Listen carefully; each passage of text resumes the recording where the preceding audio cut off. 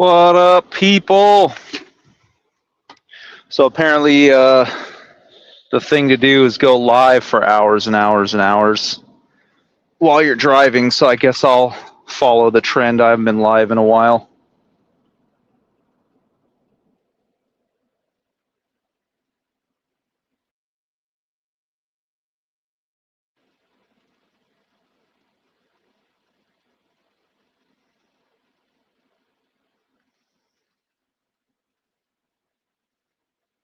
What's up, Crazy Rune?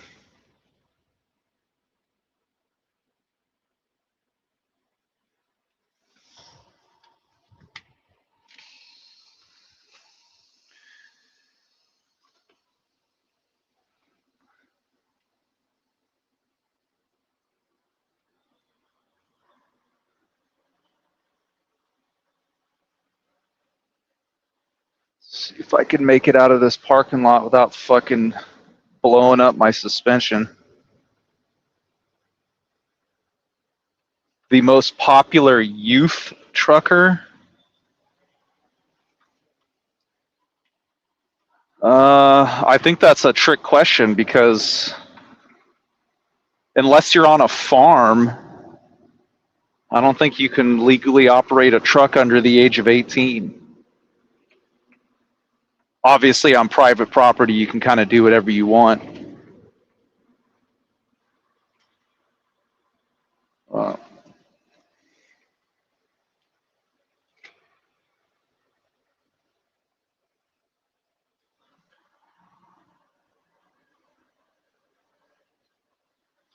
it is another day in paradise, Rune. As long as we're getting paid.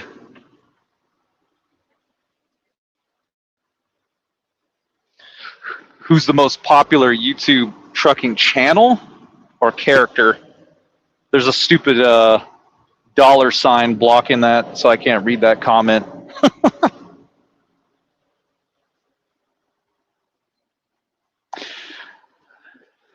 I don't know who I would consider the most popular. I guess whoever gets the most views really would be the most popular. And even then, it's like, it's kind of fucking like,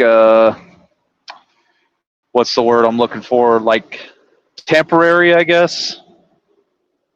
It's fleeting because it's like this, you know, they're popular for like 5 minutes and then they move on to somebody else and then that person gains popularity for 5 minutes. It all depends on who's doing the like craziest shit at any given time. I would imagine is what makes them popular, which kind of sucks, right? Because that's what all social media is these days. Is like how fucking crazy can you get?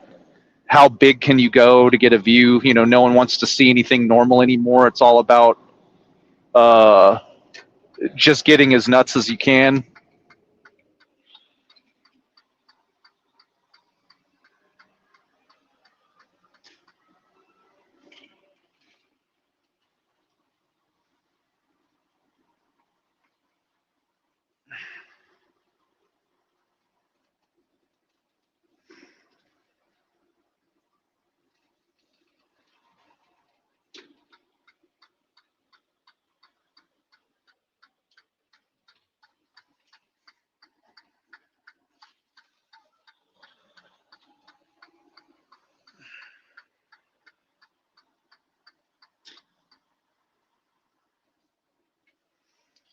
Uh,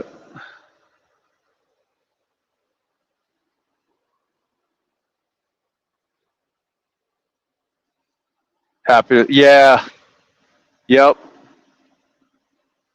that's what they did.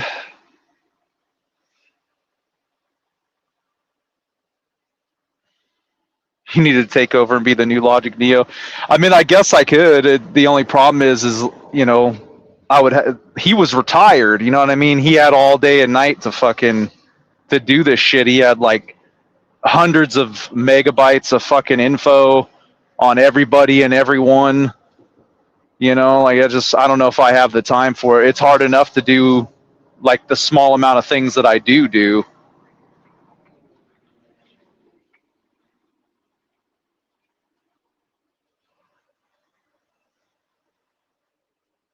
Start a troll account. Yeah. Just make it seem like he's back.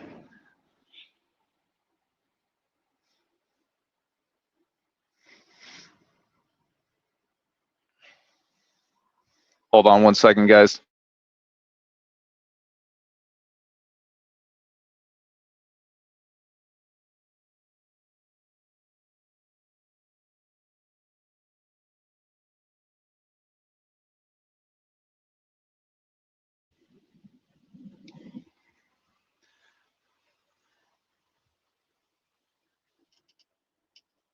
Sorry, I'm getting a truck wash.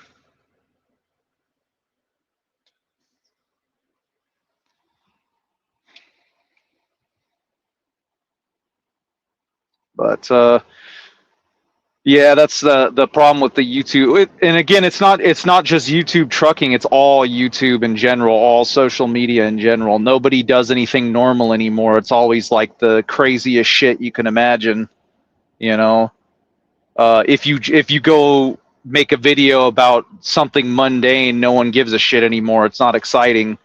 You know, oh look, I just got these new tires for my car. Or I'm building a shed in my backyard, da da da da da, whatever you want to do.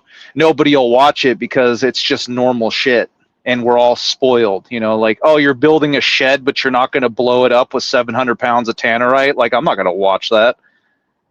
You know, oh, you bought new tires for your car, but they're not fucking wagon wheels on an 80-inch lift. Like, I'm not watching that. You know, it's always got to be outrageous, or people don't want to see it. And to me, that's just shitty, honestly. I mean, don't get me wrong, it's entertaining when people do stuff like that, but at the same time, it like takes away from everything else. You're telling me there's nothing else, you know, that we could watch, you know, and nobody watches for information anymore, that's for sure.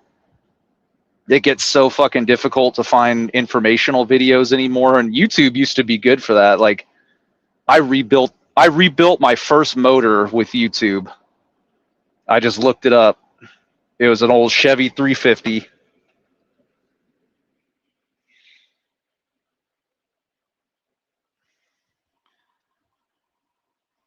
Yeah. Juan just kind of took a break from the internet in general. He's just kind of focusing on himself, doing his own thing. He's doing good though.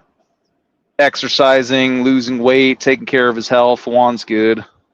Thor, I think, finally realized that he can't bullshit people on the internet anymore. You know, like I'm sure overall Thor is not a bad guy. Don't get me wrong, but it's kind of fucking crazy that you would go live with a white supremacist flag behind you and like proudly declare, you know, show that it's there. And then when someone's like, hey, that's kind of crazy, you got a white supremacist flag behind you, then you go into damage control and try to fucking lie about it. You know, and he kind of went the route of Trucker's coach, to be honest. He did too much bullshit, and now it's hard to come back because every time he comes back, people are going to bring up all the weird shit he's done in the past. So, and you got to watch out for that fucking those trucking maintenance videos, Joey, because I went to one of those trucking maintenance gurus, and I don't know, I feel like it was bullshit. He was a nice guy. He's a really cool guy, and like he did know some shit, but he was very limited in his knowledge. You know, if I needed him to program my ECM, he's probably an expert. But if I needed general maintenance on like a trailer or suspension, he probably won't. I wouldn't ever trust him to do it. So you got to be careful who you watch.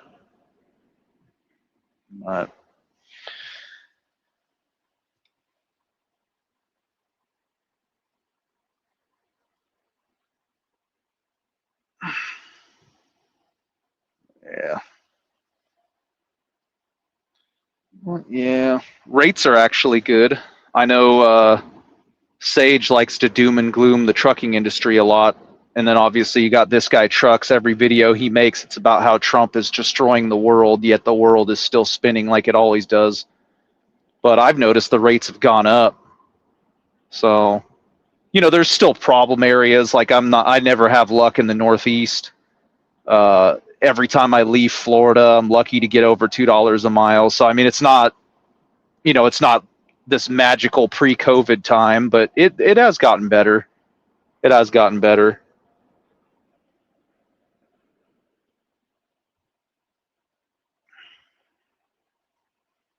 That shit with Iran is nuts to me. I know I'm not a political channel, but I mean, I get the whole wanting to make make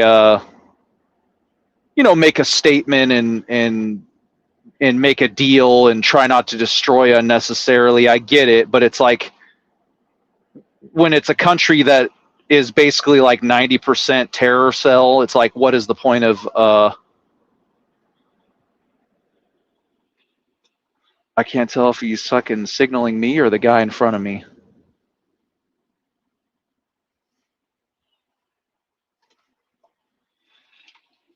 I guess he was.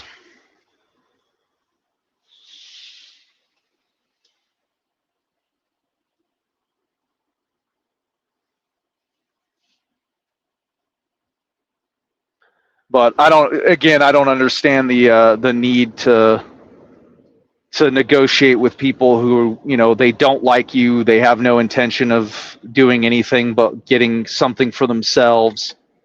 I don't get it. So, but that's just me. All right, guys, let me go pay for this really quick and then I'll be right back.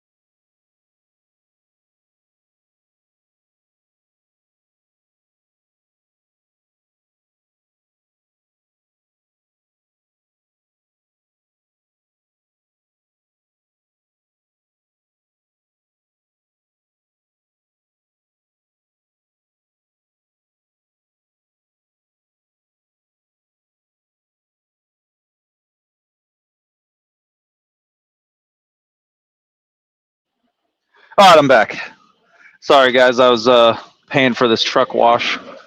I had to go pick up an egg load, and it was just over the border of Arkansas from Oklahoma off the 412. It's like Arkansas eggs or something. And it was a big complex of egg facilities. There are like a bunch of farmer families all co-oping together. But it's like 3.5 miles of dirt roads. and then all their lots are just sandy little rocky lots. So the truck was absolutely filthy. And then, I mean, it's probably gonna fucking rain today, so oh well.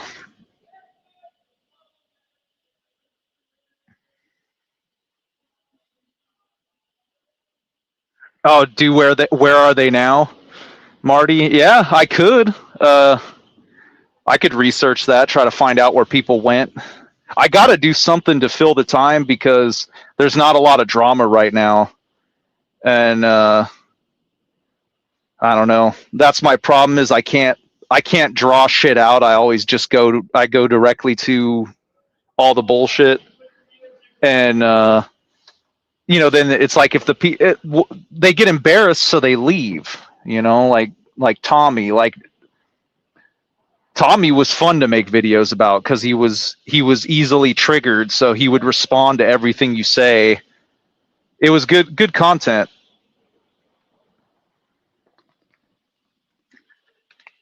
I think it's gonna rain there over time. I think it's going to. It's supposed to be everywhere. Knowing my luck, it'll rain as soon as I get back to Phoenix. I'm on my way back now. So I should be there Sunday night, and then go from there. I know I got to do my wall jack. Who's wall jack?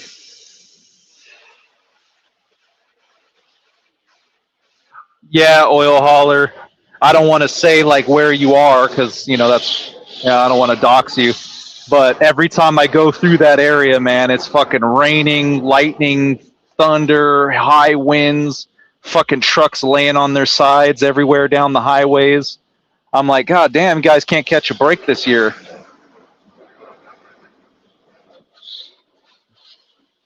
Yeah, Joey, go ahead and post your Cutco knife link.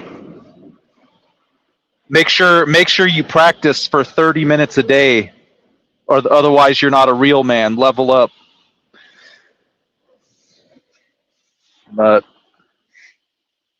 I think, and then as far as Jay Canal goes, I think he was before me. I knew who he was, but I never really watched him. He was before I got really into the drama stuff. I didn't really get into drama until Elite and this guy Trucks were going at it. And originally I was like on kind of like just trolling both of them. But then it's like the more I watched this guy Trucks, I couldn't stand him, and I became an Elite follower. Then that's how I got into the drama. Yeah, level up. Yeah, Wojak. Yeah, that guy was a psycho. I have a story about him, Marty. So I was against Billy at the time. So I went in his Discord because I was like, I'm going to help this guy take down Billy and just be a troll. That's what I do. I troll all the time, both sides of everything. So I went in his fucking Discord and I was like messing with him. But he was so fucking out of it. Like he was like GW Bowles out there, like just a psychopath that rambles about nothing and believes every fake thing he says. So I'm trying to like troll him, but everything I say, he's taking it seriously, and then everything he's telling me that's just utter bullshit. He would, I don't know, he was just too out of it to fucking to have a conversation with, so I ended up just leaving. But he definitely believed all his bullshit. He believed that he knew people in the Canadian government, even though he was a video gamer in his mom's basement. Oh. That's what I heard, Oil Hauler, is that fucking Tommy has another channel. It's something car related, I can tell you that much. Because he had one that he hid, so I think he opened it back up, but it used to be on his Facebook, but it's not on his Facebook anymore. But it was all about going to like car shows and shit. And I know he said he was going to do one about that pickup truck that he put the standard transmission in. So And somebody told me that too. They were like, yeah, he's got another channel. And I said, what is it? And he was like, I don't want to tell you because it's still small. I want it to marinate for a little while. And I was like, you think I'm going to run him off again or what? So I don't, they wouldn't tell me what it was. What they said, they know where it is, but they could have just been trolling me. Who knows?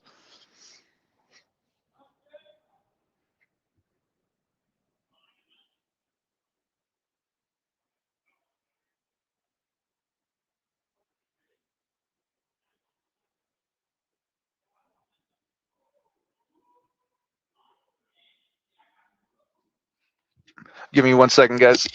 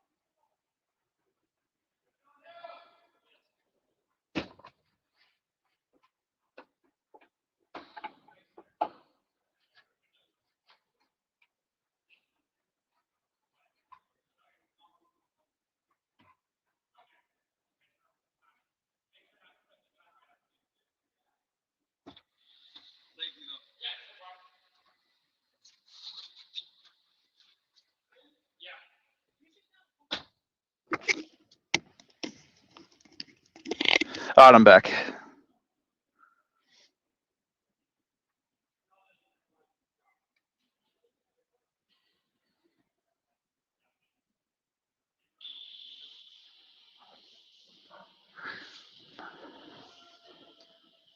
But yeah, I got to find shit to do in between all the drama because there's not enough people that participate anymore. So, and I can't just keep going after the same people all the time because it gets boring. You know, there's only so much you can say. Then you got to save it for when they come back. You know, everybody always comes back and then they leave and then they come back and then they leave. But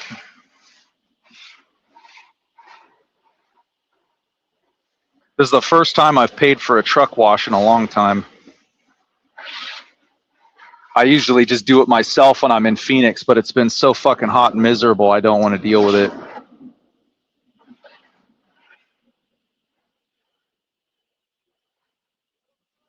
I don't remember who it was, Oil Hauler. I really don't. But somebody did ask me. They asked about where he was, and then they told me he had another channel and then refused to tell me what it was because I told them to post a link.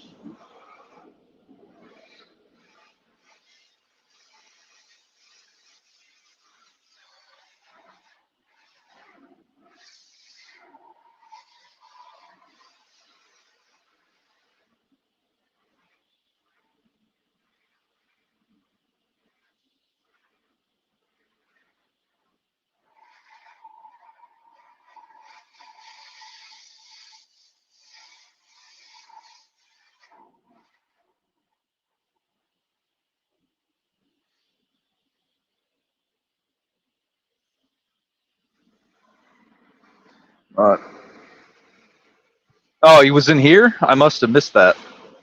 Or did I respond to him? Let me go back and look.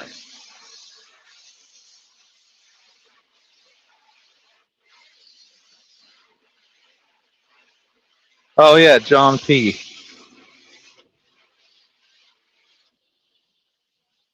Well, John P., what is his channel?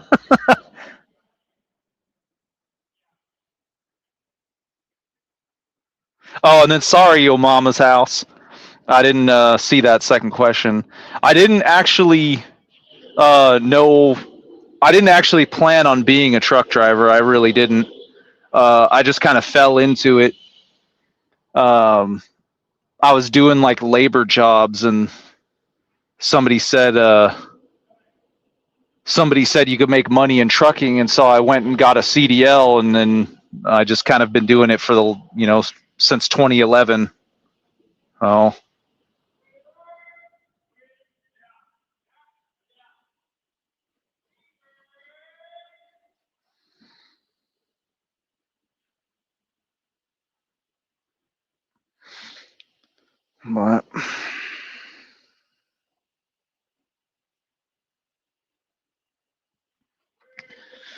but yeah, I tried to leave trucking a couple times. I just can't do it. I can't go back to like normal life. I'm too spoiled by trucking. I can do what I want, when I want, how I want it, and I don't have coworkers and bosses and shit. Like I can't go back.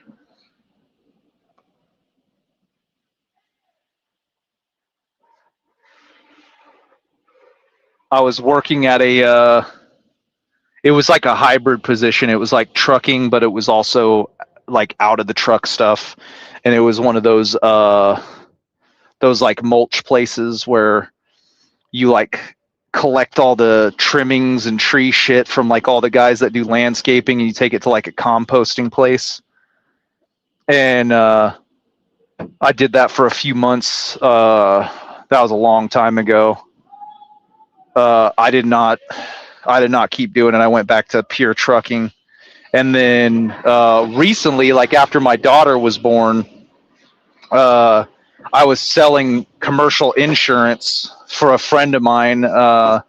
His sister's husband, so his brother-in-law, ran like an insurance agency, and he was like, "Oh, you can make so much money, yada yada yada," and it was all commission and everything. And it's just, I don't know, it was too scammy for me, and I didn't like. I didn't like. I just felt shitty doing it. It's so scammy. Like all these insurance companies, they use the same system, but then they act like they're giving you a they act like they're giving you a deal. So that there was this website. It's called Duck Creek, and you log into that. Exactly. Over time, I'm too honest. I couldn't rip people off. I didn't have the heart for it. I would just tell people, I'm like, this is not for you, man. It's way too much money. Um, so I went back to trucking. That's how I ended up with this truck, is because my old boss, the guy that I still run under, he was like tempting me to come back. And and then he finally dropped. He's like, "Dude, I'll sell you a truck." And I was like, "Okay." He's like, "I'm telling you, you're not going to make more money than doing this." So, and he's right. I mean, he's never been wrong yet. So I should have listened to him in the first place. He's like, "You'll be back." I was like, "No, no, I got to leave trucking. I got a kid now." He's like, "No, you'll be back." And he was right. But what looks better?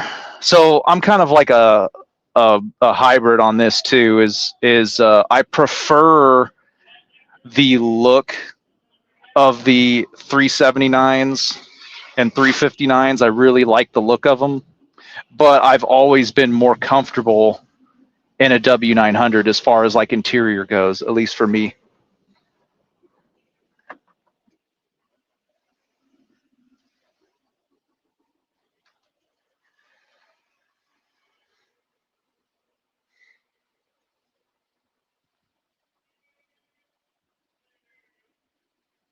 Yeah, I agree. Oil hauler, the W900s are definitely nice. Don't get me wrong. Those lowrider 379s are fucking badass, but they're uncomfortable as fuck in my experience. I've never, like my oil field Peterbilt. It was a mid roof. It wasn't even the flat top, and I didn't like it. I felt like I had no storage. Yep, exactly. Over time, you want it to look like a W9, but have all the Peterbilt fancy stuff on the inside. But no, I've always liked the W9s, especially the ones that had the couch on the bottom and then the beds up top, because you could fold that couch up and you got all that room. But The most comfortable truck I've ever been in, and it was an oil field truck, was one of those old T660s with the 86-inch condo sleepers on it. Holy fuck, that was like a studio apartment. You could have a whole family in that motherfucker and still have room.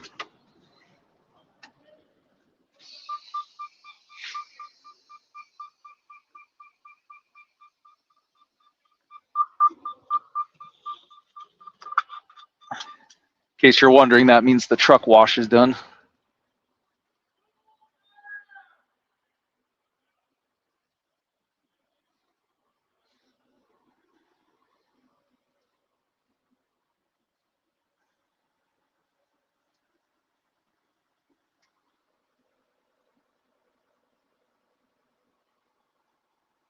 I like these guys here. It's a good one. I went to that truck wash right here in Cuba, Missouri, and I don't know. I feel like they're cheaper. They're cheaper. They do a really good job. What's up, Old Navy?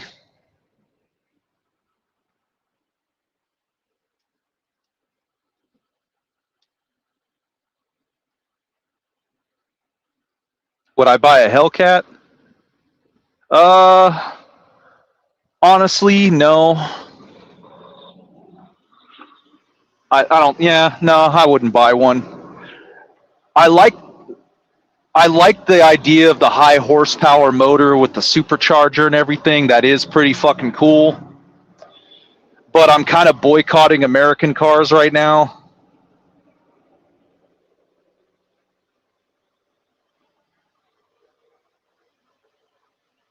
Oh wow, that's cool, Navy. Yeah, time does fly, man. I feel like my daughter was born yesterday, but it's already been almost 3 years. Like it's fucking nuts. Like it definitely flies, man.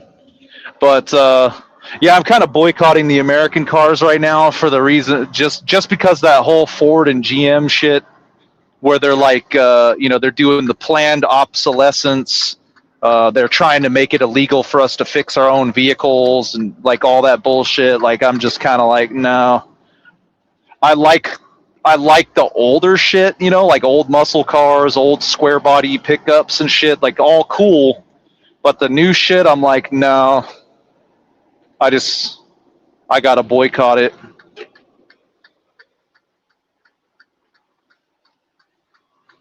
It's not like anything's better. Like what are your options? You get a Mercedes, and then you have to pay a subscription to use the fucking shit that's in the car already.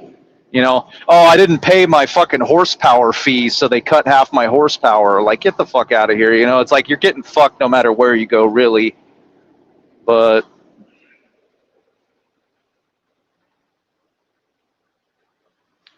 that's the thing is, I'm not really OTR. I'm more like dedicated.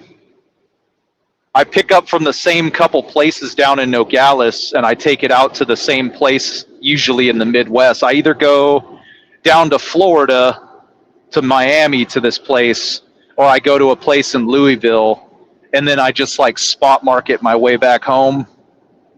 So sometimes the broker that I use will have a load going back home, but it's kind of like hit or miss. I almost had something dedicated where I'd go to Louisville, deliver produce, then I would drive up to Walton, Kentucky, right on the Ohio border, and I would pick up those little pinwheel sandwiches that they sell in the deli at Walmart, and I would take those right to Casa Grande and then go home. That was a nice little run, but it didn't last.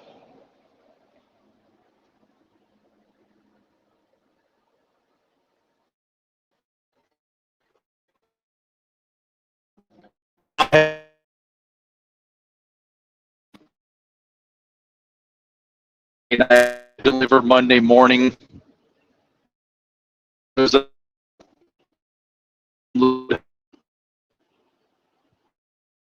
all I know is they're lucky.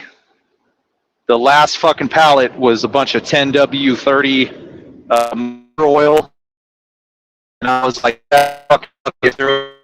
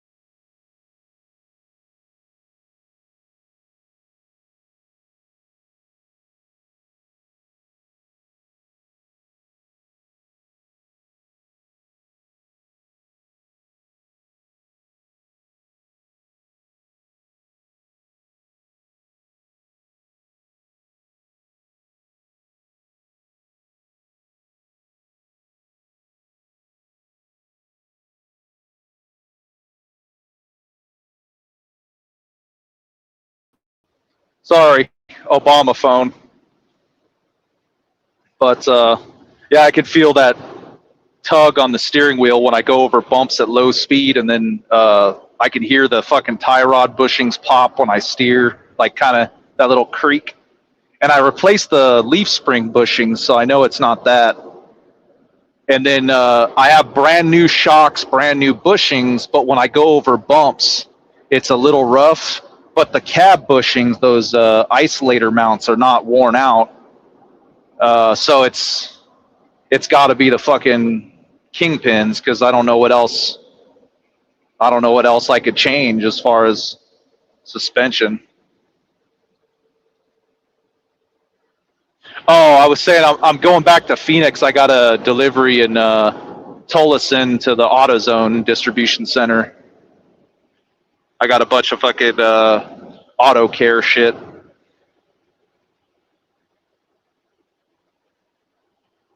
Oh, kind of a weird week. I went to my normal place down in Miami, and as soon as I got there, it was like, I typically don't have problems getting out of Florida. It's always shitty, it's cheap, but I don't have problems getting out of Florida. But when I got there this time, there was nothing going north except like to the northeast, like Boston and shit. And I refused to go there regardless of what it pays. So then there was another load that was going all the way to LA, and it was paying like $275 a mile, like not too bad. But when I emailed the broker, they just never responded, and I was like, I didn't want to go to LA anyway, fuck you. So I ended up deadheading up to like the Tampa area, and I got a load. Well, I was going to take a load out of Tampa, but then I noticed the fucking hubs on the trailer were really hot, and I was like, well, I'm not going to load if there's a fucking trailer problem. So I went to this guy, and he said one of the fucking locking nuts on the front axle was loose enough to where they almost didn't need a tool to remove it. So I'm like, well, that would explain the heat. So I had that repaired. And then they repacked the grease in the rear axle, but luckily I don't pay for that because the trailer is my old boss's trailer. He pays for all that shit. But it was like $700, so not bad. Then, so then there was nothing out of Tampa, so then I deadheaded to fucking Jacksonville, got a load up to Georgia. That it was like 2,200, so not bad. Got a load to Georgia. Delivered that. Then in Georgia, I loaded sugar, took that all the way to Oklahoma, delivered to a Walmart down in Pauls Valley. Then I had a load that was supposed to pick up in Oklahoma City, but while I was talking to the broker through email, I see him reposted on the fucking load board for like $300 cheaper than what I was asking. So I was like, he's going to fuck me over. So sure enough, he just stopped responding. So I ended up sleeping down there in Oklahoma. Then I got the load out of fucking Arkansas, going out to Ohio. Then I got this fucking load in Ohio going back to Arizona. So it was a weird week. I usually don't have to deal with that shit. Also, I don't know what the fuck is going on, but Ohio on the Pennsylvania-West Virginia border is all smoked out right now. I thought it was fog, and then it was like 2 o'clock in the afternoon. It was still there, and I was like, holy shit, this is smoke. And I checked the Google like fire tracker thing, whatever, and it said there was a couple fires in Canada and a couple fires in like down in the Carolinas and Virginia. And so evidently Ohio, the eastern end of Ohio, is just like right in that smoke thing. So they're all getting smoked out right now. So that was nice. I'm sure all my fucking cabin air filters are fucked up now, but oh well.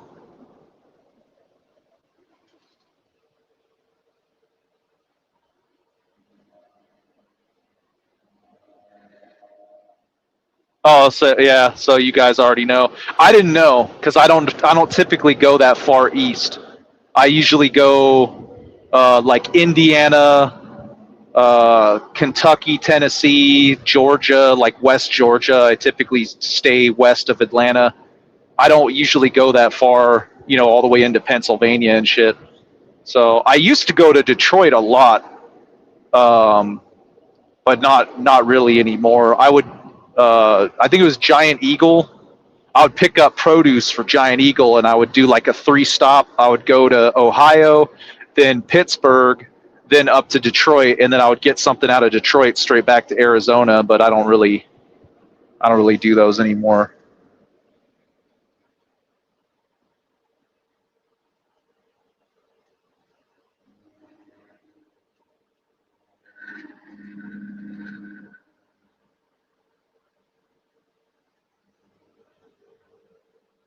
You heard he pulled up on Elite? I'm sure he did. I'm sure he did.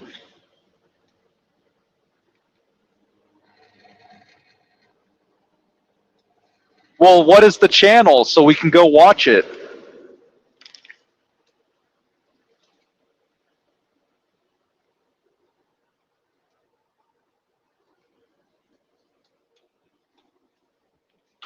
So here's my theory on Elite, and this is only a theory. He didn't tell us. You know, he's been kind of, you know, his you know, his shit is his own shit. You know, he'll come in the Discord every now and then and chat, but you know, he doesn't tell us all of his private life.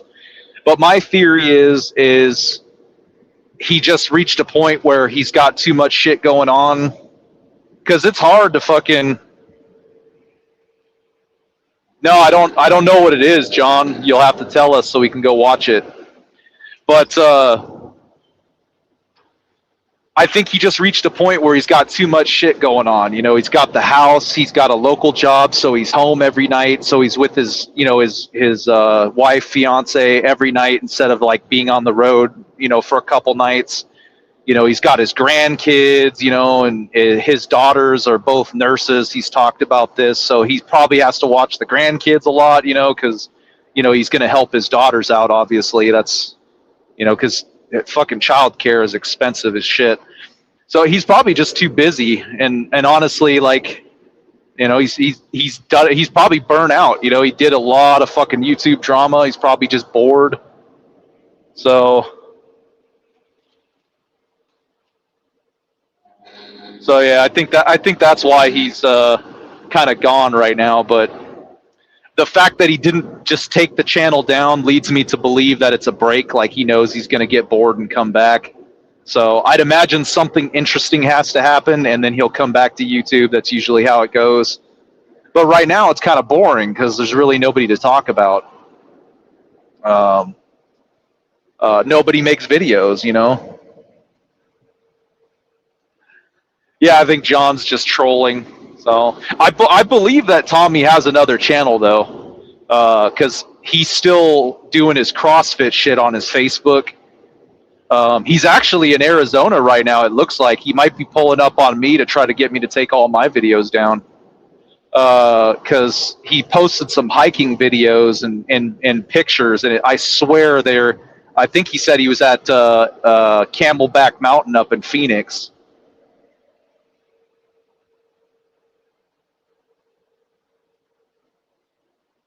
I don't want it anyway, John. I'd be super upset if you told me. Like, the worst troll you could possibly do to me right now, like, they would cause me to crash out, is if you told me what Tommy's channel was, because I really don't want to know what it is. I don't want to know.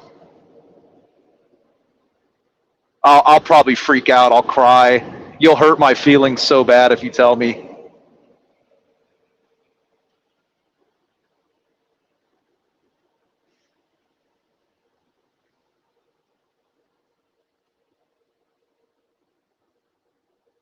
But yeah, things are going good right now. Hopefully they stay going good. I'm trying to fucking get back into making regular videos, but I'll be honest, guys, I'm just fucking lazy. It's like between work and family and everything, it's like the motivation is. That's why I need somebody to make fun of, because when I have somebody to make fun of, I'm more motivated to make videos. So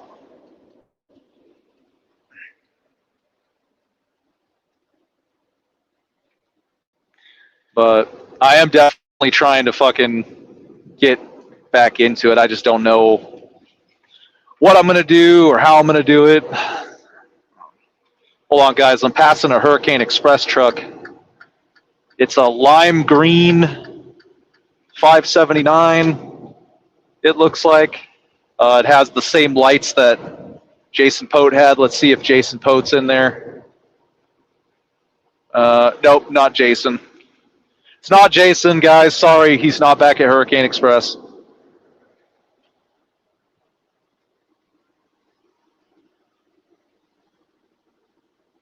Then I have a dilemma. I refuse to sacrifice my comfort. I work too fucking hard to be uncomfortable, right? So I'll idle the fucking truck. I don't care, right? I'm gonna be cool in the summer.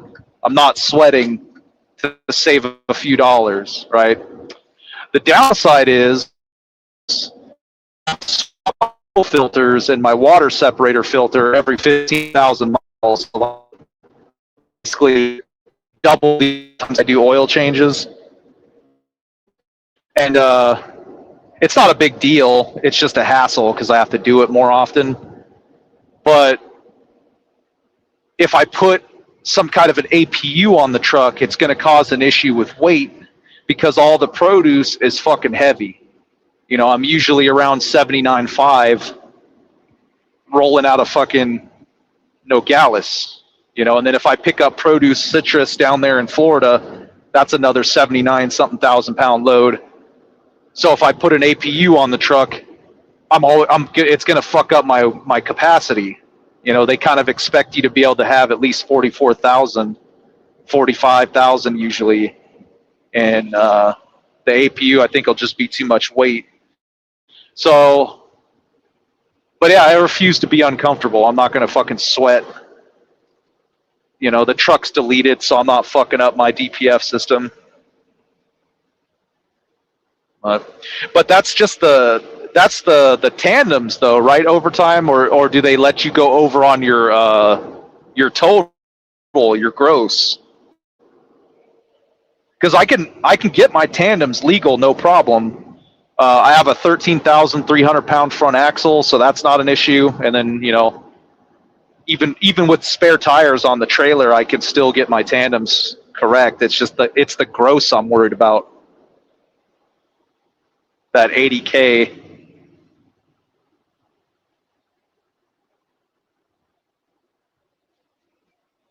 And then what do they give you? Like they let you go to 80,500.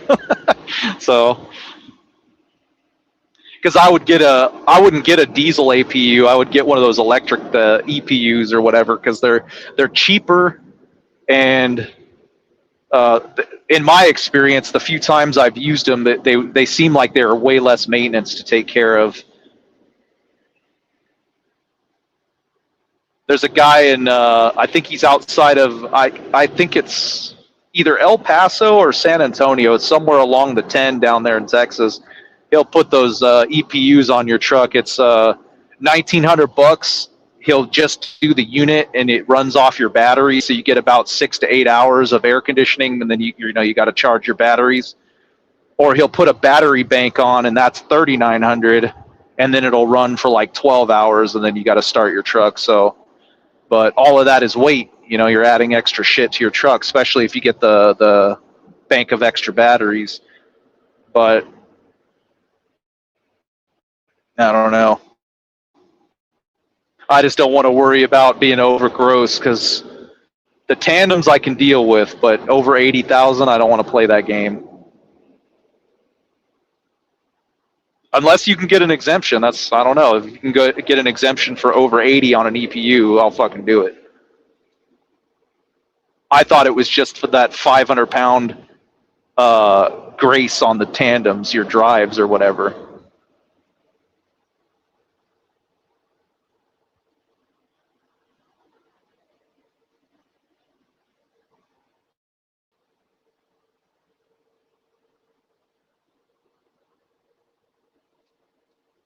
Well, we'll see, John.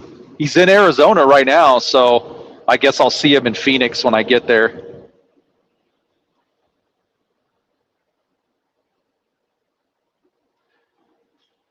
I'm not saying I'm right over time. I know for a fact, like, they would give you grace period, and then or grace period, like a grace on the weight as far as your tandems.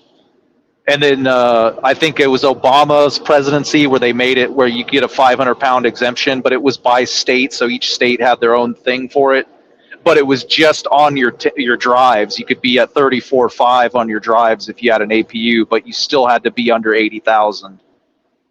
But I could be wrong. I'm not 100% sure on that.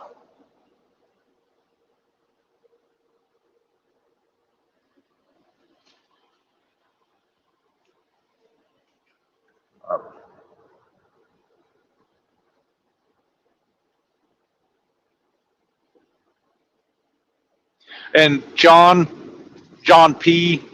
I also don't have to worry about Tommy. No one does because he only puts his hand on women at bars.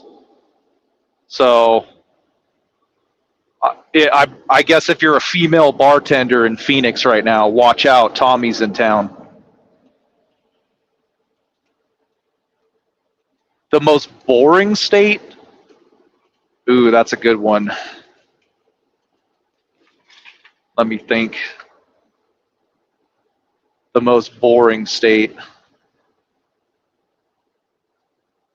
Honestly, fucking Nevada is probably the most boring state to me. It's a tie, Nevada or Nebraska. It's a tie between I would say Nevada definitely is the most boring state in my opinion.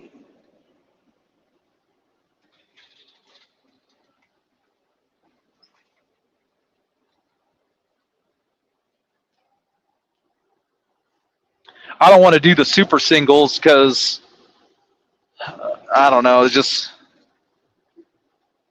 personal preference, I guess. I don't like the way they look, and then two, if you have any issues on the road with, like if I blow an inner tire or an outer tire or whatever, it's like I can limp somewhere. But if you blow a super single, now you're fucked because you're going to be riding one tire on the rim. There's nothing you can do about it.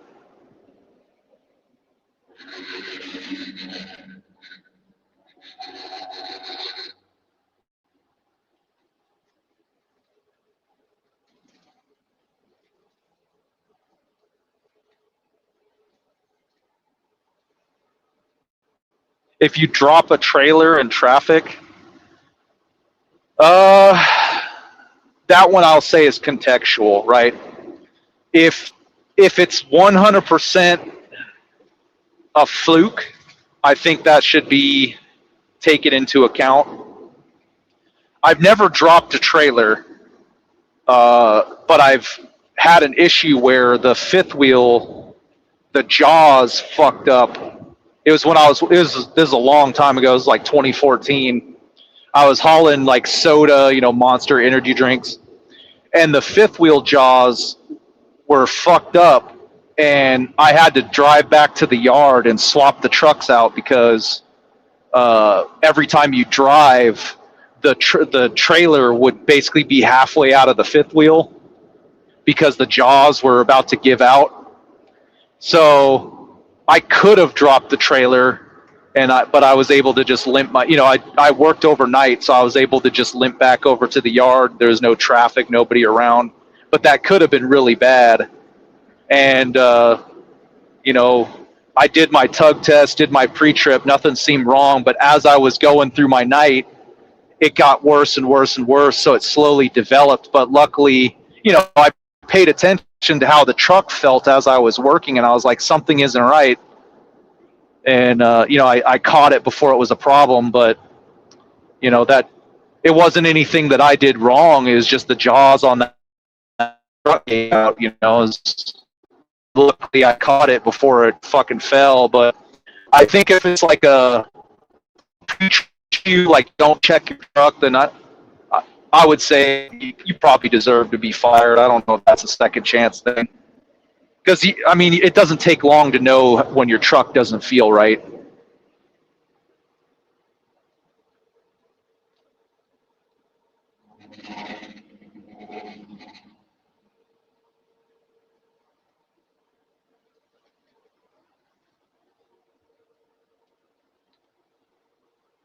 Why do you want the open groove down the middle? I've never heard of that.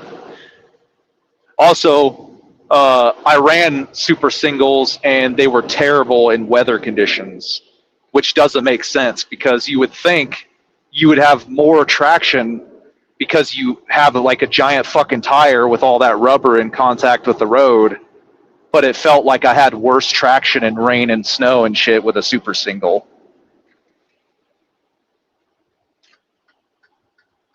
But if you do the actual conversion, I think the duals, even though it's split, I think the duals still give you more contact with the road. So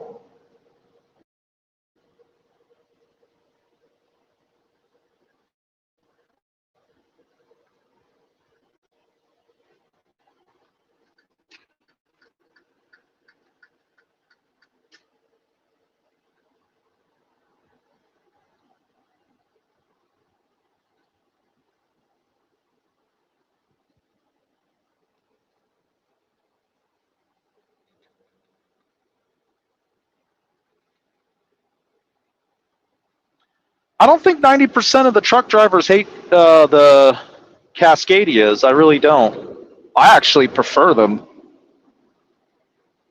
Out of all the Aero cabs, the Cascadia is my favorite, honestly.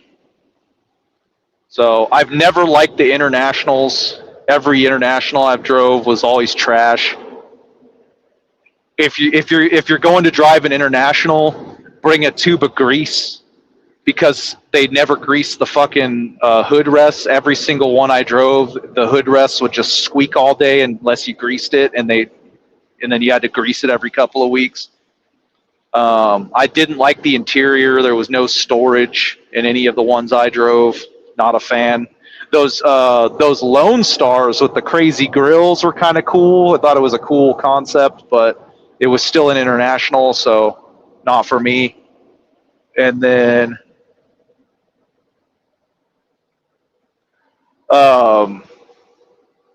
what is it? The Volvos, they are comfortable. Don't get me wrong. I like the Volvos. They're very comfortable.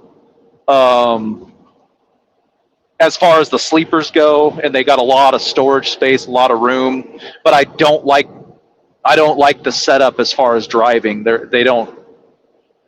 And this is personal preference. If you like it, go for it. But I don't like the ergonomics. Like the seat is too high. Even if you dump the air, like you're still high riding. Um, I don't like the seat setup. Um, the the like the control scheme for like there's too much shit going on. I'm like I don't need all these buttons. I don't need all these fucking buttons on the steering wheel. Like I just need cruise control, and that's about it. like you know I'm not a light guy. I don't like flashing lights. I'm like, you have mirrors, figure it out yourself.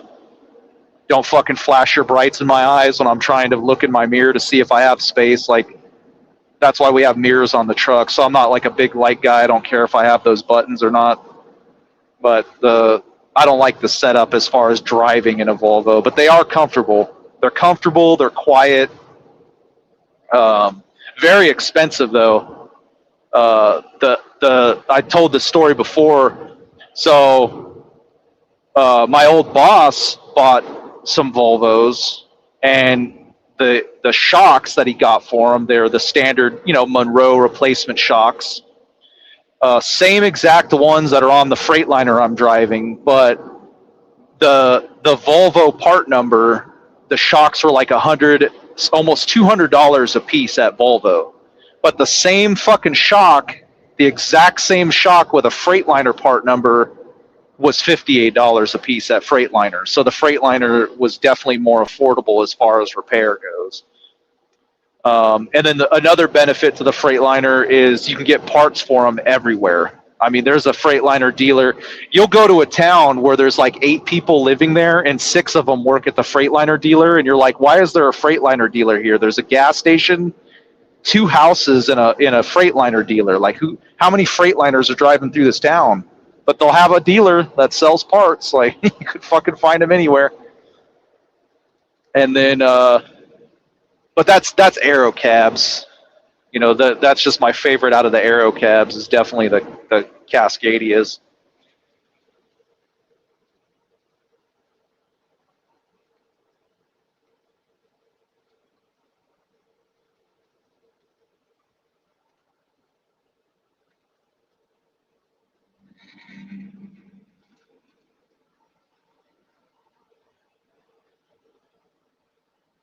I would not be interested in driving a cab over, honestly. And then, sorry, I'm trying to keep up with everything, but it's like uh, I'm on one topic and then there's like a new question. I drive through South Texas quite a lot. I live in Arizona, so I kind of have to go through Texas occasionally, especially when I go to Florida. I couldn't tell you all the towns, but I've driven along the border road, whatever highway that is, where you leave like Laredo or McAllen and you just follow the Mexico border. I've driven along all those roads and shit. I've been all over Texas. I'm not a fan of the interstates in Texas. I like to take the state routes. Um, Texas is annoying to me because it's this massive fucking state with so much room, yet they build these tiny little interstates that are constantly congested, and it drives me fucking nuts. So I prefer the little state routes.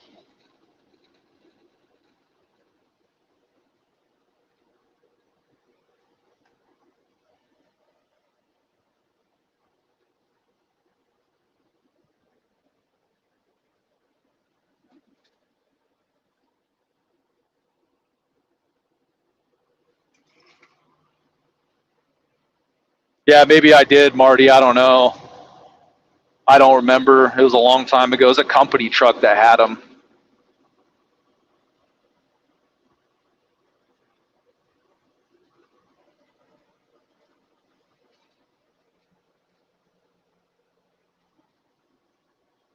But yeah, it was a long time ago. I just know that I didn't like the way they performed.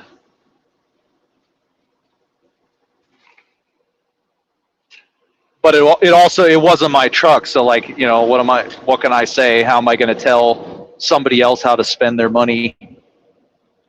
So that's why I think it's funny when you get them guys like I'm sure you guys have seen it when you're in those trucking forums and shit. There'll always be that guy like, I won't drive anything that doesn't have a fucking hood and an 18 speed. It's like, okay, go buy one then. Let me know how that goes for you. Oh,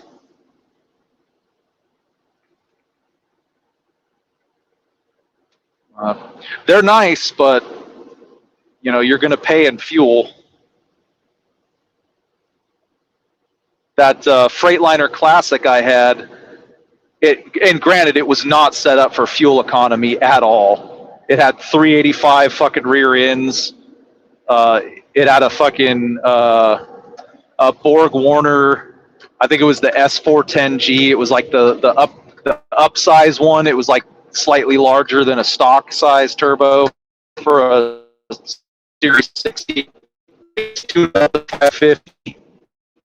But if I had 8 miles an hour, I could get almost 7 miles per gallon out of it. But that was running super slow, about 67, 68, and I'd get about 6.8 something.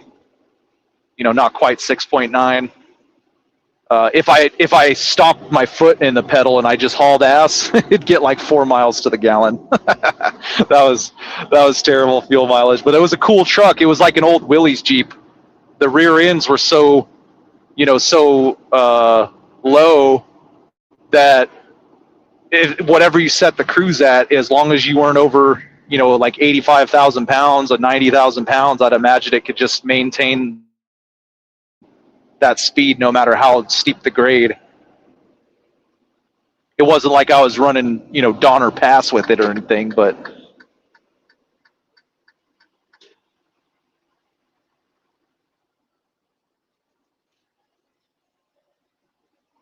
I know my old boss, he had a W9 and I think it was a 389, not a 379. I think it was the newer model, but he had two hood trucks, and he sold both of them because he was tired of the fuel. You know, like if he was driving them, it'd be one thing because he's going to drive them gently. But it's like you put these guys in these trucks and they abuse the fuck out of them, and they cost you a bunch of money in fuel, and they don't realize that you're trying to be profitable. That, you know, it's a privilege to have a truck like that. You know, the W9, it had a deleted ISX in it, and or an X15. I can't remember which one had the emissions, but it was fully deleted, no EGR, no nothing. It had a Bully Dog turbo on it, and it was set to 585 horsepower. And when you really stomp the throttle, it would just blow smoke and ash. It would just leave a trail behind you. And you know, you would always know whoever was in it was using the throttle too much, because they'd come back and both sides of their trailer would be black because they'd just be fucking pedal to the metal the whole way down. And I drove the W9 for a while, and I was able to get 6.7 out of it, driving 71, 72. I was able to get 6.7, but then another guy took over it when I had the Classic, and he was getting like 4.8 because he wouldn't drive it right. So it's like, yeah, they're nice fucking trucks, but if you can't control your drivers, they're going to eat up your fuel.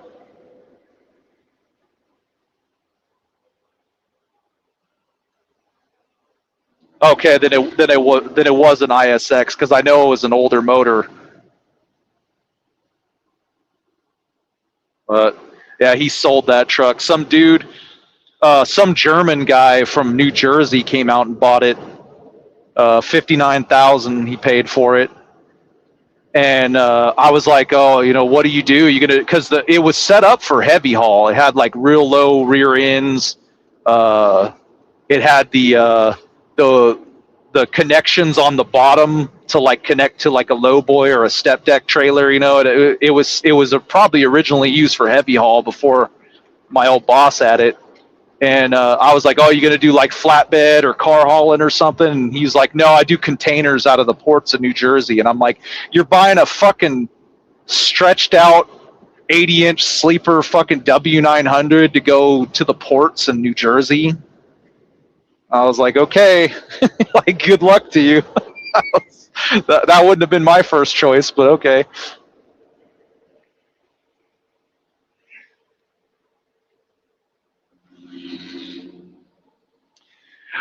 I don't know over time, because I had an ISX when I was in the oil field, and maybe they might have just deleted it, but I don't know. It was a company truck, so all I knew was I had to have oil in it and coolant. You know, I wasn't really paying as much attention because I didn't have to fix it, and it didn't have anything. It just had a breather hose. It didn't even have a crankcase filter.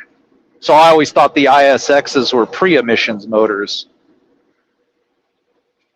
And it was in a 2005 379, no def or anything.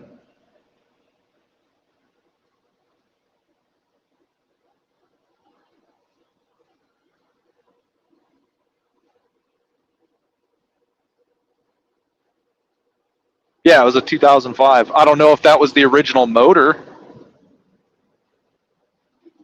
No, I think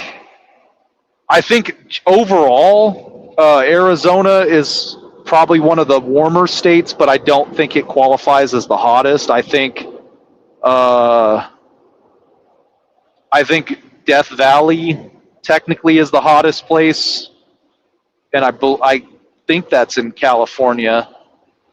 So I think technically California is the hottest state as far as like that one place.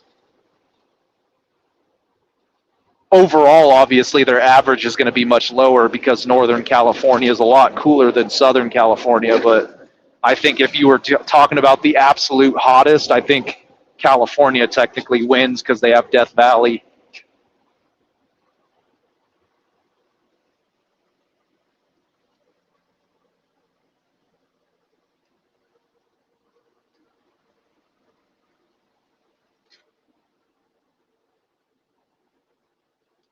I'll tell you, the hottest place I've been to in Arizona was Lake Havasu. You can keep that water.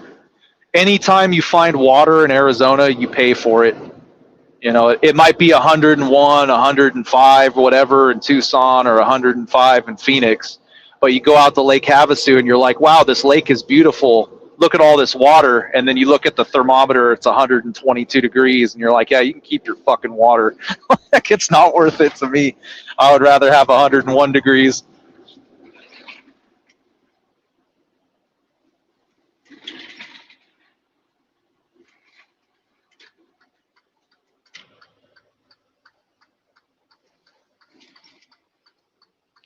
A lot? I wouldn't say a lot because of where I live. Uh, but I've seen them, yeah. Never in my house, thankfully, but I've seen them. Tarantulas, those giant wasps, the hawk wasps or whatever, tarantula hawks, um, rattlesnakes. Lot of fucking. There's so many fucking mountain lions in southern Arizona. It's crazy.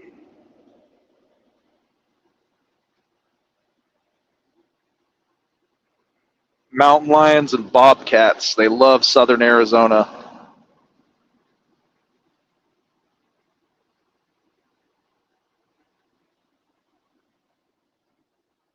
When I was doing Core-Mark, the Circle K dedicated delivery back in the day, I was out in this, it's like northeast Tucson.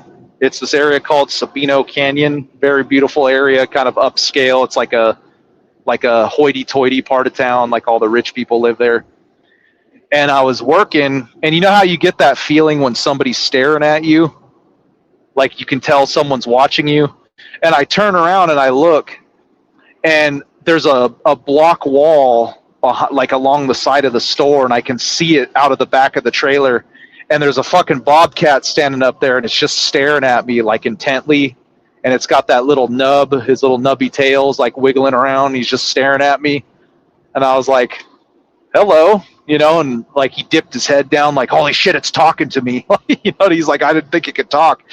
And I'm like, what are you staring at? And I walked to the back of the trailer, and he jumped back down the wall on the other side.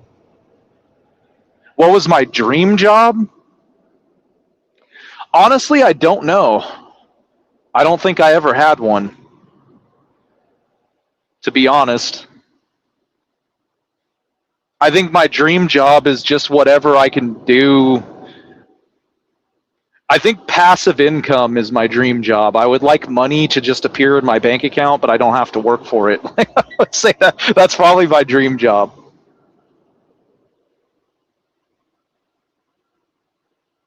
So I think my dream is to not have to work.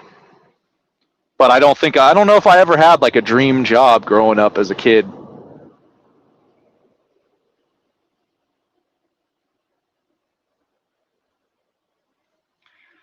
Team Tiny's doing pretty good. I don't know what he wants to be public or not. I don't like talk to him all the time, but I know he has 2 trucks now. He has 2 semi trucks. He's got a driver, and then he drives the other one. He does basically local Texas, like East Texas. He runs out of Houston a lot. I know one of the runs he was doing is he was going from like Houston up to like the Mount Pleasant area, like almost to Arkansas. He's doing like dog food, um, stuff like that. So he's doing pretty good. He's the one that got me into the peptides. So you guys can blame him for that. But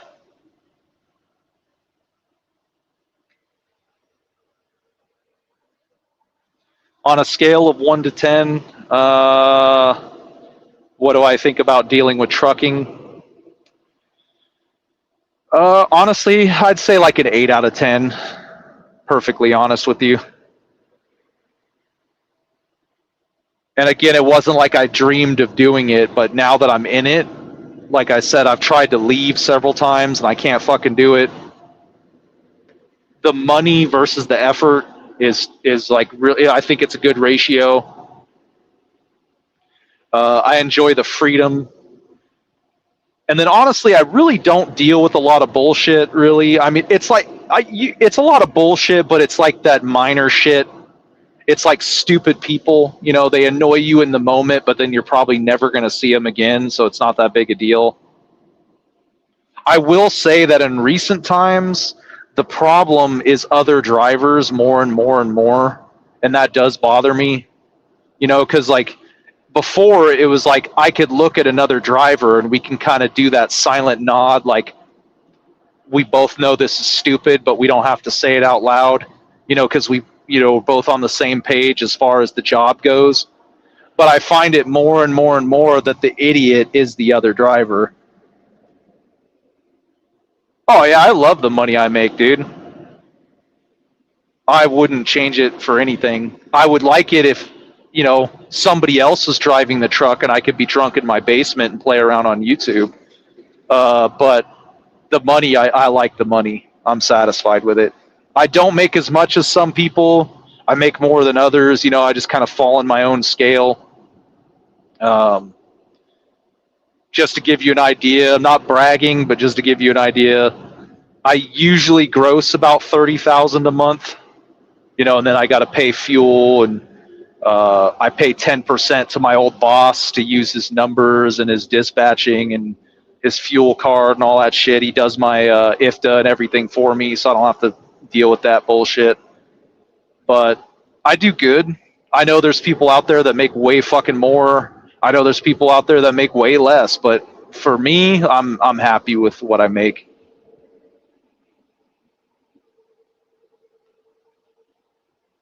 My free time, I'm a nerd in my free time. I like to read. I like to research shit. Currently, my whatever my hyper focus is, that's what I'm going to research. So right now, it's like fitness, you know, peptides, hormones, things like that. That's my obsession. So that's what I spend most of my time on. Um, but yeah, I'm a nerd usually. I love to read and learn shit.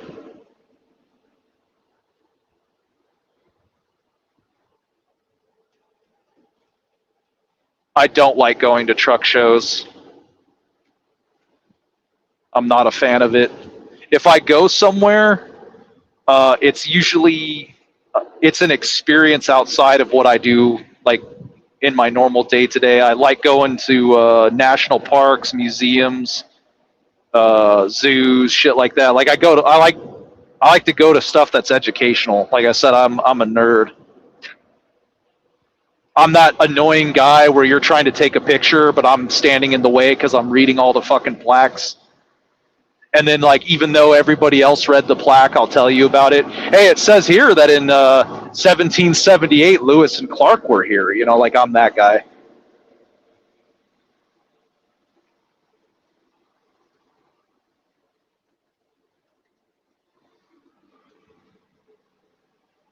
But as far as truck shows go, no, I'm not a fan of them. I haven't been to a lot of them, but I'm not a fan of them. I would prefer a car show over a truck show, to be honest. I can't go to car shows anymore because Tommy goes to car shows and he's mad at me, and I don't want him to beat me up, so I got to avoid him for right now.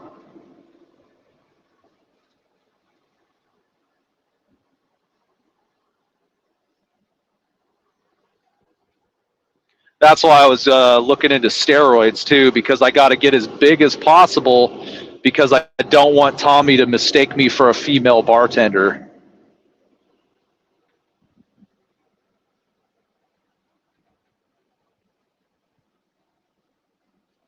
It doesn't sound familiar. I don't know if I've been there. I probably haven't been there.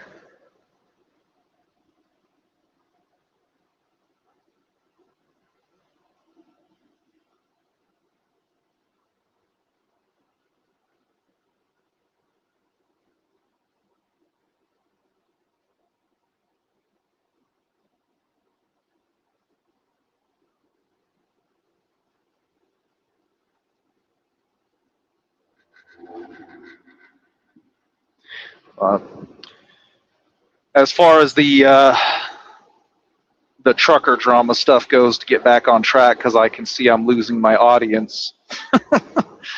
uh, Tommy, I know I've told people, but what do I usually eat on the road? For me, I like convenience. I don't want to fucking cook. At least not like I don't want to spend a bunch of time cooking because my time is short, if that makes sense. So what I do is I buy convenience stuff. So I'll buy like pre-cooked chicken and canned tuna because I can just throw that in the microwave. I don't have to worry about cooking it. And I'll buy those minute rice cups. I like the jasmine rice. So what I'll do is I'll take a cup of rice and I'll take like 4 to 6 ounces of whatever meat I'm going to eat, chicken, fish, frozen pre-cooked shrimp, whatever I don't have to like cook. And I'll just dump that in the rice. And I use this, I don't remember what the fuck it's called. It's like some kind of Korean barbecue sauce. And I'll put a little bit of that on there. And I use a food scale. I weigh everything. So that way I'm tracking my calories and whatnot. But that's also how I save money, because if you eat at the truck stops, they're fucking expensive. Like if you go in there and you get a protein shake, like a Muscle Milk and a protein bar, that's like $9. So if you buy in bulk at Walmart or Costco and take it on the road with you, you're going to save a fuckload of money.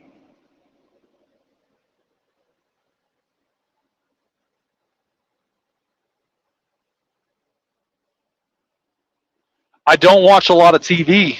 I really don't. I watch a fuckload of YouTube, just random bullshit on YouTube. But I don't watch TV. I don't watch movies because everything is an agenda, and I fucking hate seeing the agenda. If I want to watch something, like I'll watch old shows, like old movies and stuff. Like I don't know how many times I've rewatched The Office or like Reno 911 or whatever, like old TV shows, but I don't like watching new shit because everything is a fucking agenda that they're pushing down your throat. So, and I don't want to see it because I see it all day everywhere. And then now because I'm aware of it, I can't turn it off.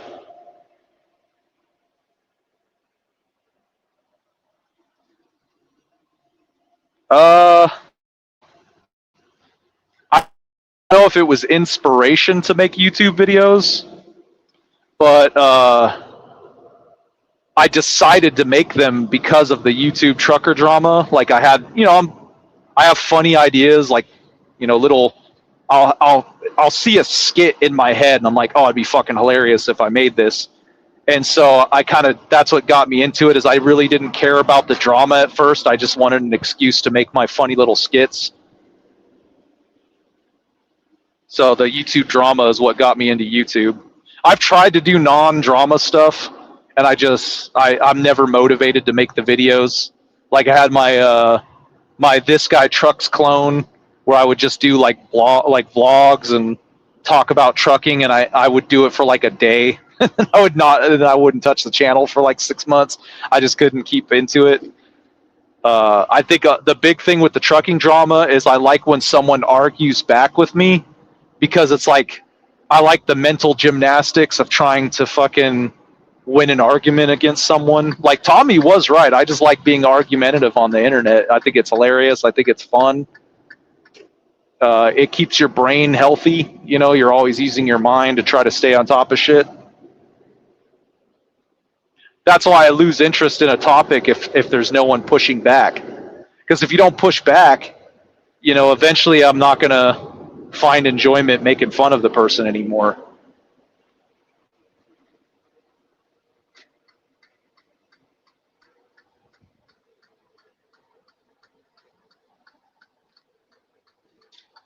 The first YouTube truckers I ever watched were I can't even remember.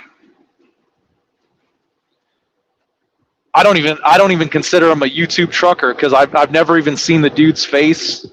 I don't even think he's ever said a word on camera. I think his wife usually is the one filming, but he lives somewhere out by Tim Gentry, like up in Tennessee or Kentucky, like somewhere out there.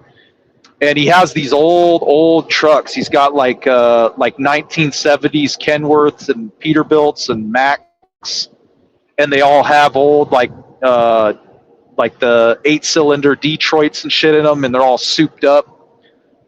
I remember watching his shit a lot because I just like the sound of the truck, straight piped, the fucking the Detroit 8s and shit in them. Those are fucking badass. That's probably the first YouTube trucker I ever watched. But the drama side of shit was this guy Trucks popped up on my feed when he was, when he first went viral, and I started watching him, and then like I got into the drama because of him. Like once people started making fun of him, I was like, it is kind of fun to make fun of this guy. Like it just kind of went from there.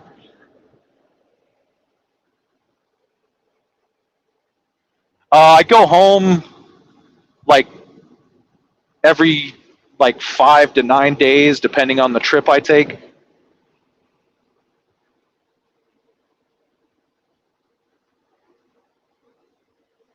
If I go to Florida, it's going to be like a long time. If I go to Kentucky, I can basically just go there, load, and come right back.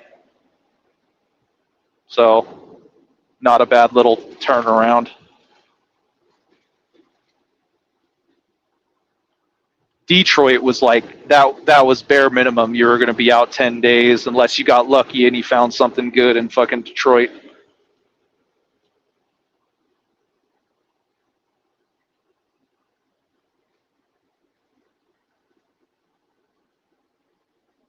I used to go to Wisconsin too, but that's where my fucking Freightliner Classic got wrecked, so I don't know. I'm kind of avoiding it now.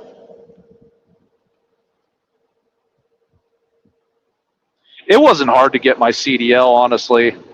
I think some people are just naturally more proficient than others. Like, I picked it up quick. Like, it didn't take me very long at all. And, there was other people that I was with in the same, like, little CDL school where it's like they just never got it. They would either give up or they would fail their tests too many times. They just didn't get it. The hardest thing getting used to for me was making my life as comfortable as I could in the truck. That was the hardest thing to get used to. The only thing I stop at a truck stop for these days is to take a shit or to shower. Other than that, everything I need is in my truck.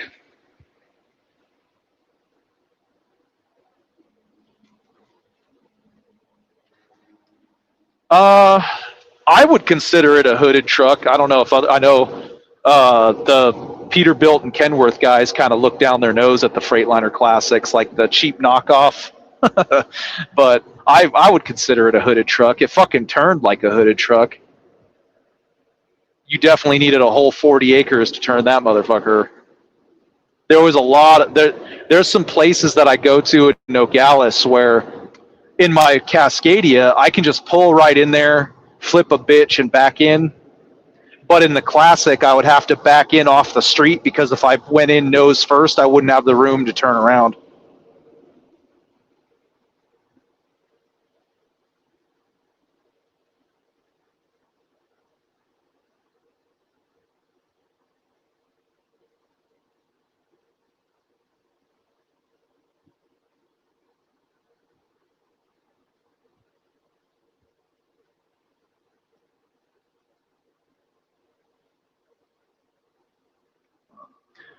And I think I don't know if I ever told the story or not, but might as well since I'm just driving down the road live for no reason.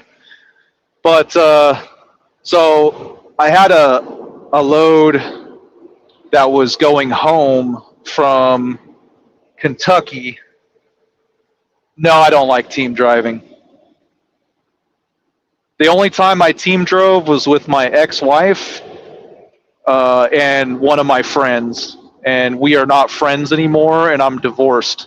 So I don't know if that's a track record of my ability to team drive or not, but I'm not friends with my old buddy anymore, and I'm divorced from my ex-wife. So, and both the only thing those two had in common is we both team drove together. But so I had a load. I was in the Freightliner Classic. I picked up in Kentucky. I was on my way back home, and just outside of Effingham, Illinois, like close to St. Louis, but I was still on the Illinois side. The fucking drive shaft spun out of the fucking rear diff, left me stranded, and I got towed to a shop. My old boss found 2 fucking differentials for cheap. They're like $1,000, saved a ton of money. The shop that I was towed to had a fucking drive line. They were able to make their own drive lines, so they just custom built me 2 new drive lines, and it was only like a couple $100. I was surprised. It was cheap. And then my boss, my old boss, because I owned the truck at that point, but he had one of his drivers bring the differentials out, and then he took my trailer so the load wasn't late, and then the shop had the diffs. They put them in. So I spent thousands of dollars. It was like $4,000, but they wanted $14,000. But because I was able to get all the parts myself instead of sourcing it through the shop, all I had to do was pay the labor. It was like $4,800. So I bought all these fucking parts, spent all this like $6,000 total, including the labor, fixed the truck. Well, now I'm in fucking the middle of nowhere and I have no load. And I find a fucking Budweiser load going from St. Louis to Wisconsin to Sheboygan. And so I took it because I'm like, I got to start recouping my money for this stupid fucking repair. And on the way up there, it started snowing, got really icy, but I was driving overnight, so there was no one around. Well, as I came into fucking, goddamn it, the big city, Milwaukee. As I came into Milwaukee, there was a guy coming down from an on-ramp. I think it was where the 90, 94, whatever those freeways are right there come together, where like the freeway kind of starts S-curving through Milwaukee. And I'm in the middle lane, and I see a guy coming down the on-ramp, and it was a truck. It was a red Freightliner Cascadia. And so I got over in the left lane, so now he has 2 whole lanes to merge. I'm like, I gave him plenty of fucking space. It's icy. I don't know how he's driving right. Well, as I'm passing the on-ramp, all of a sudden his headlights are in my fucking passenger side. They're coming through my door. I'm like, why the fuck is his headlights so bright? I look over and he's coming right at me. So he slammed right into the side of my truck. We both turned. He basically pushed us into the fucking the retaining wall right there in the middle of the freeway. Utterly obliterated my truck. Took the whole fucking cab off the frame. Luckily, didn't damage the trailer. And he was a Canadian dude. He was an Indian guy from Canada. Barely spoke any English. And he gets out of the truck and he's like, What happened? And I'm like, what do you mean what fucking happened, dude? I was driving straight. It's not my fault. What do you mean? And he's like, what happened? And I'm like, I don't know, dude. You tell me. You're the one that fucking ran into me. I was driving straight. How the fuck are you in the side of my truck? And I don't know because he never really told me, but the only thing I could think of is when he was coming down the on-ramp, he lost it and basically thought he was losing power, and so he probably gave it too much gas and started spinning because it was really fucking icy. You could feel it. And that's the only thing he either lost it coming down the on-ramp or he fucking did it on purpose. That's the only 2 things I could think of. And I highly doubt he did it on purpose. So I'm assuming he lost it on the on-ramp. And, I gave him 2 whole fucking lanes and he still hit me. So what am I supposed to do? And I got $17,500 for that truck for totaling it. And then my trailer was okay, but I ended up selling that trailer. It was old. It was like a 2011. It needed a lot of shit. And another trailer that my boss owned needed axles. And so he bought the axles from that trailer, put it on his trailer. We put the fucked up axles on that trailer, and then I took it down to the auction, and some dude from Mexico bought it.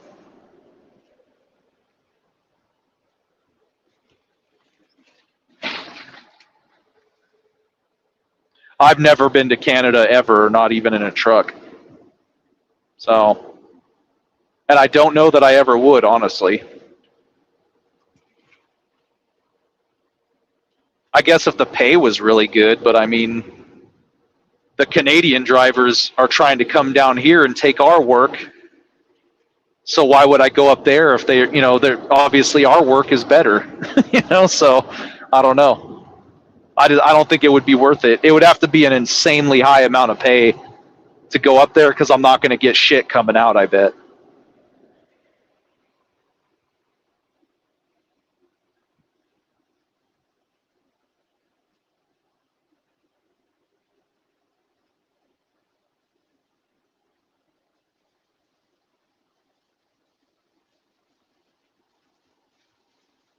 And here comes the fucking rain.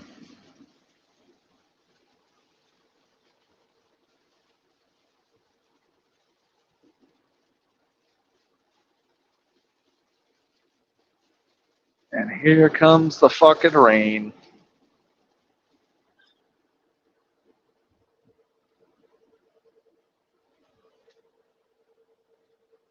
The most accurate? Honestly, I couldn't tell you.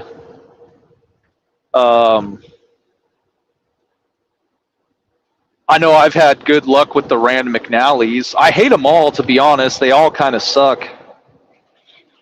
You definitely cannot rely on them 100%. Like what are they? The Diesel, the Garmins. Those I've used those before, but though every time I've used a Garmin, the battery always shits out. So I don't really like the Garmins. The Rand McNallys, they're durable. They last a long time, but they're just as shitty as the Garmins as far as because it gives you weird directions. Like it'll have you, like you got to pay attention. It'll be like get off at this exit, but then it shows you getting right back on the other side. It's like, okay, well, why do I have to get off for one exit just to get back on the freeway? And then I don't know. None of them are accurate. I think my advice to anybody, and this is my personal opinion, is use the GPS, but combine it with Google Maps. And at the end of the day, your best bet is to look up reviews of wherever you're delivering and see if anybody left directions on how to get there. And then just read the street signs and use the GPS as a reference, but always read the street signs. I love the Google satellite images. That's how I deliver. So the GPS isn't really a thing until I get closer, and then I'm going off of satellite images mostly because I'm like, okay, I know the entrance is right here. If I turn here, and turn there, I'll get to that entrance. So I don't know. I wouldn't trust any of them 100%, to be perfectly honest.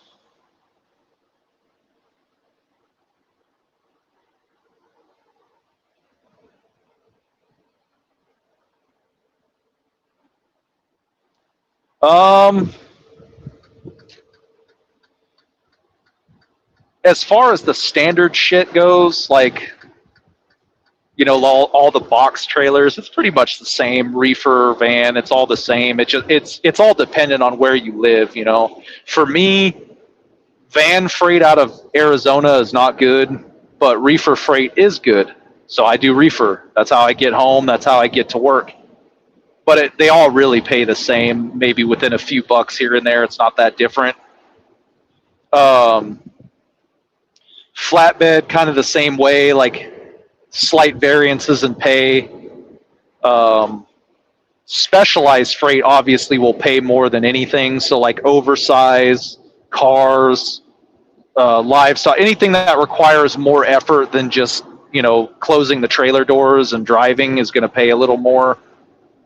I know crude oil and production water paid very well, but I never did it as an owner operator. But I know it paid really fucking well. Some of the owner ops out of Cheyenne, Wyoming, were getting like $1,000 to drop a trailer, so that you would drive over to the loadout, fill it with sand or cement, drive over to the pad and drop it, and then just wash, rinse, and repeat. $1,000 a pop. To me, that seems like really good pay.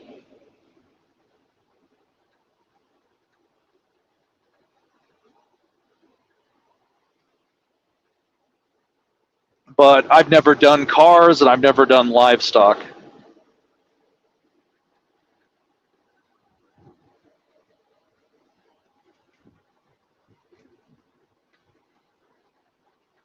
But I would caution you, you're getting paid based on the difficulty of getting it done.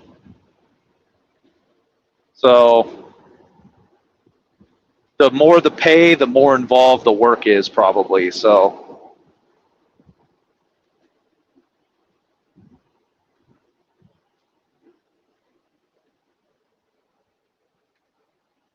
I wouldn't say Swift is the worst company. In my opinion, fucking Prime and CR England are the worst companies, but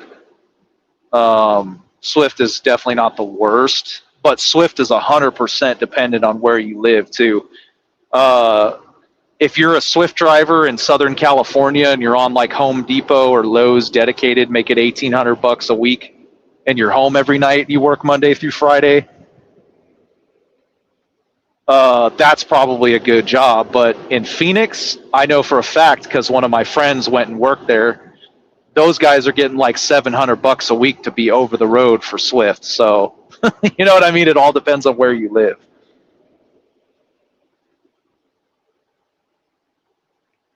And I remember looking into it one time. Swift was one of the highest for property damage because they have a lot of accidents. But Averett Express was the one that killed the most people. So take that into consideration.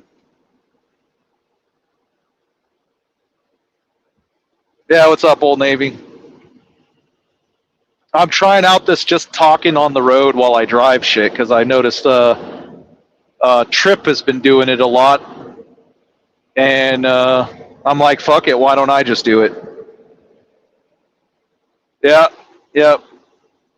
I'm doing those 8-hour Trip live feeds now, at least until my wife, a broker, or one of my friends calls me and fucks it all up.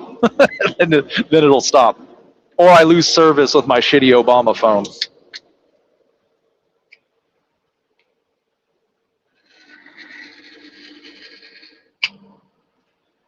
You absolutely can haul dry van freight. I'm hauling dry van freight in a reefer right now.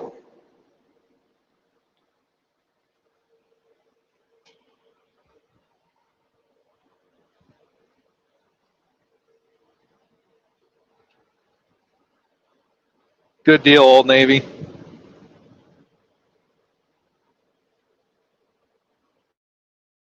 Oh yeah, I 100% drink energy drinks. I'm not a coffee guy, but I'm a zero sugar monster guy. And I've tried the red, white, and blue ones. They're pretty good. I wish they would make a zero sugar apple one because the apple monster is so fucking good. But it's just too many calories for nothing, basically.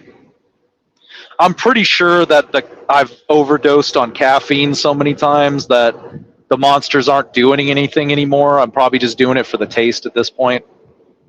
But it's part of my daily ritual. I wake up and crack a monster, and that's my version of coffee.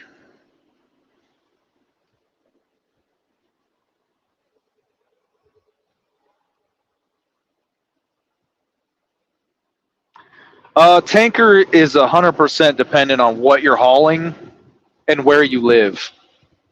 So, for example, there's a company, they're called Sentinel Transport. They do a lot of work in the Midwest. They haul diesel fuel and gasoline to gas stations. You know, they do the local deliveries. If you work at Sentinel, they'll pay you 100 something, like $110,000 a year.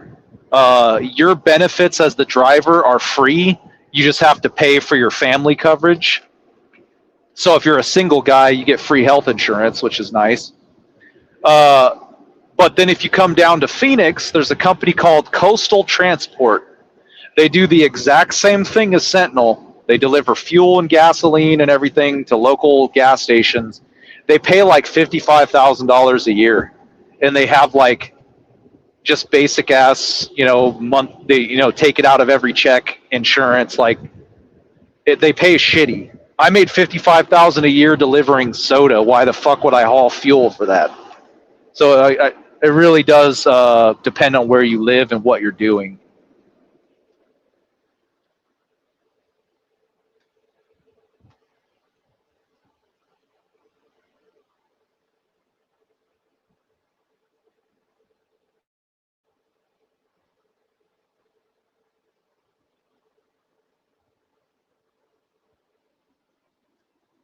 Yep. Jaeger or vodka. I was never a fan of Jaeger. Could not get into it. Vodka, on the other hand, I think that's a fucking god tier alcohol right there. Damn near mix it with anything.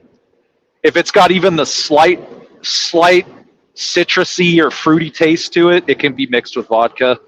Like it'll just mix with everything. Fucking I know whiskey was a big thing for a lot of my friends. I don't know. They all got into like sipping whiskey, and I've never liked whiskey.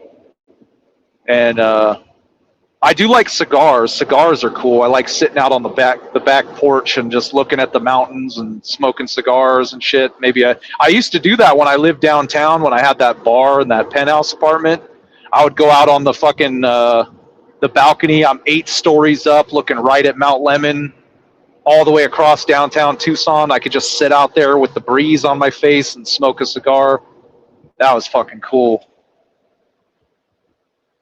Can you haul frozen meat on a flatbed? You can. You can. You absolutely can do it. But you're going to have one hell of a fucking cargo claim when you get to where you're going, because while it's frozen, that'll get stolen like a motherfucker. And as soon as it thaws out, it's now trash. So do not advise.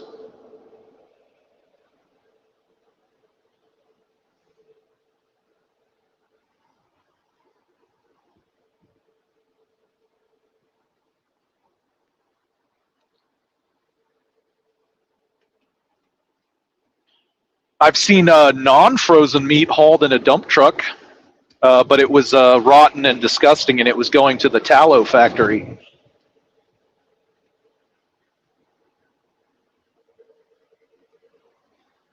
Before I was a truck driver, while I was in high school and right after high school, I worked for Walmart back when they had butchers, and we would always have to throw away old meat and shit.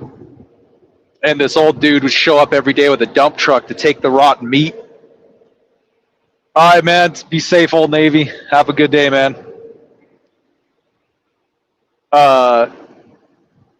We would throw away all the old meat, and he would dig through the bins of meat to find like the fucking Lunchables, and he would open the Lunchables and take all the fucking little candies out, put them in his pocket.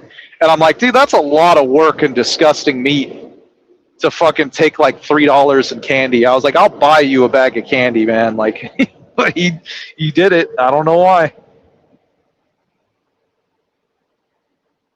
I've seen those MTS trucks.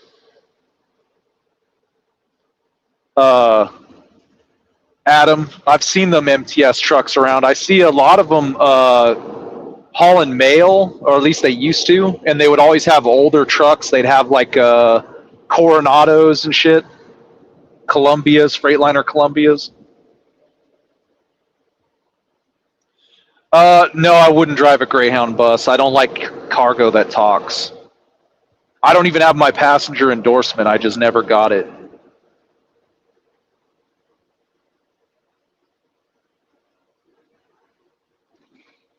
I just wouldn't do it. It's not worth it to me. People are so fucking disrespectful and nobody follows the rules and nobody has any fucking hygiene anymore. That's the last thing I would. When I was a kid riding like the city bus around before I could drive, I've like I didn't appreciate it as a child, but as an adult, I look back and I'm like, those bus drivers put up with a lot of fucking shit.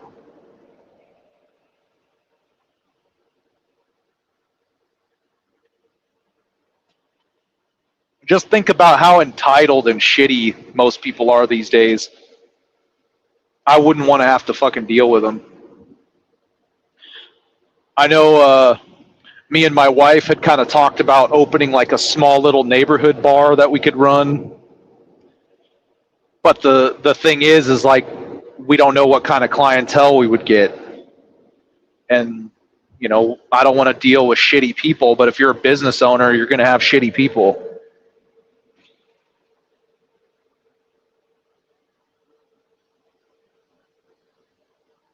I'm the wrong complexion for a Greyhound bus driver. uh, they're all Hispanic dudes where I live. Uh,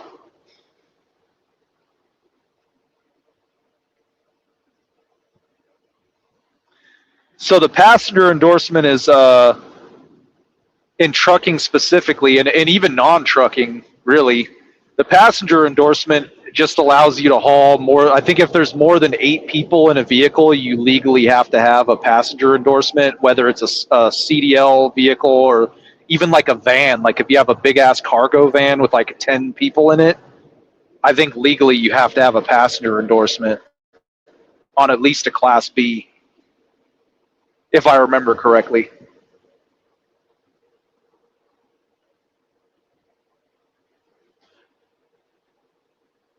I was a CDL instructor at a school, but I didn't do the classroom side of things. I did the yard work. So I did like backing and driving, all that stuff. Honestly, if I could get a couple trucks, put some guys in it, like some friends and family, just take good care of them, and then, just make enough to pay my bills with those couple trucks, I think I would enjoy teaching again because I had a lot of fun doing that. Hispanic is absolutely a race.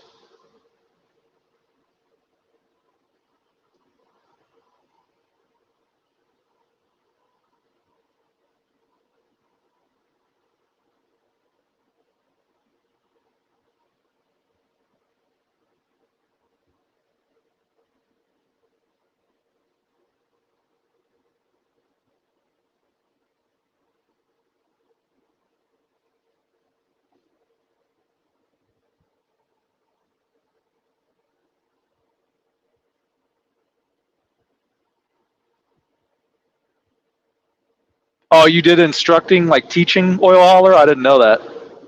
Yeah, I enjoyed it, man. It was a lot of fun. I really liked doing it. I hated the politics of the school, but I did like teaching. It's just the school that I worked for. They were trying to get that big company money, so they were always trying to peddle to the mega carriers. They wanted everybody to go to Swift or Prime or Knight or CR England or whatever, and so they didn't want you to talk bad about it. They didn't want you to give advice outside of that. They'd be like, "Hey, Josh, where should I work?" And I'd be like, "Oh, there's some great local companies." They'd be like, "Don't tell them that. They got to go to Swift or they'll stop paying us." I'm like, fuck that. Hispanic is a race. It's not a culture.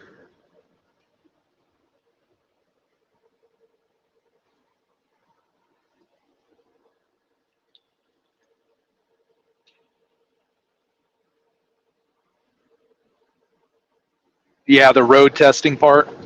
I didn't like the testing part because I always felt bad, like having to fail someone. I couldn't be objective, like I wanted them all to pass. So I was never like an examiner or like a tester. I did like road tests as far as like somebody getting a job. That didn't bother me, but like the students, like no, I was strictly teaching only.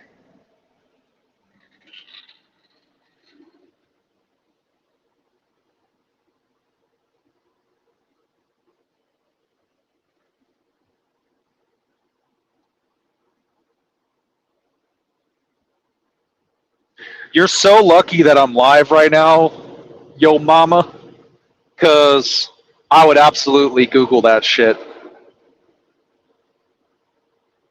I'm pretty sure I have Googled it.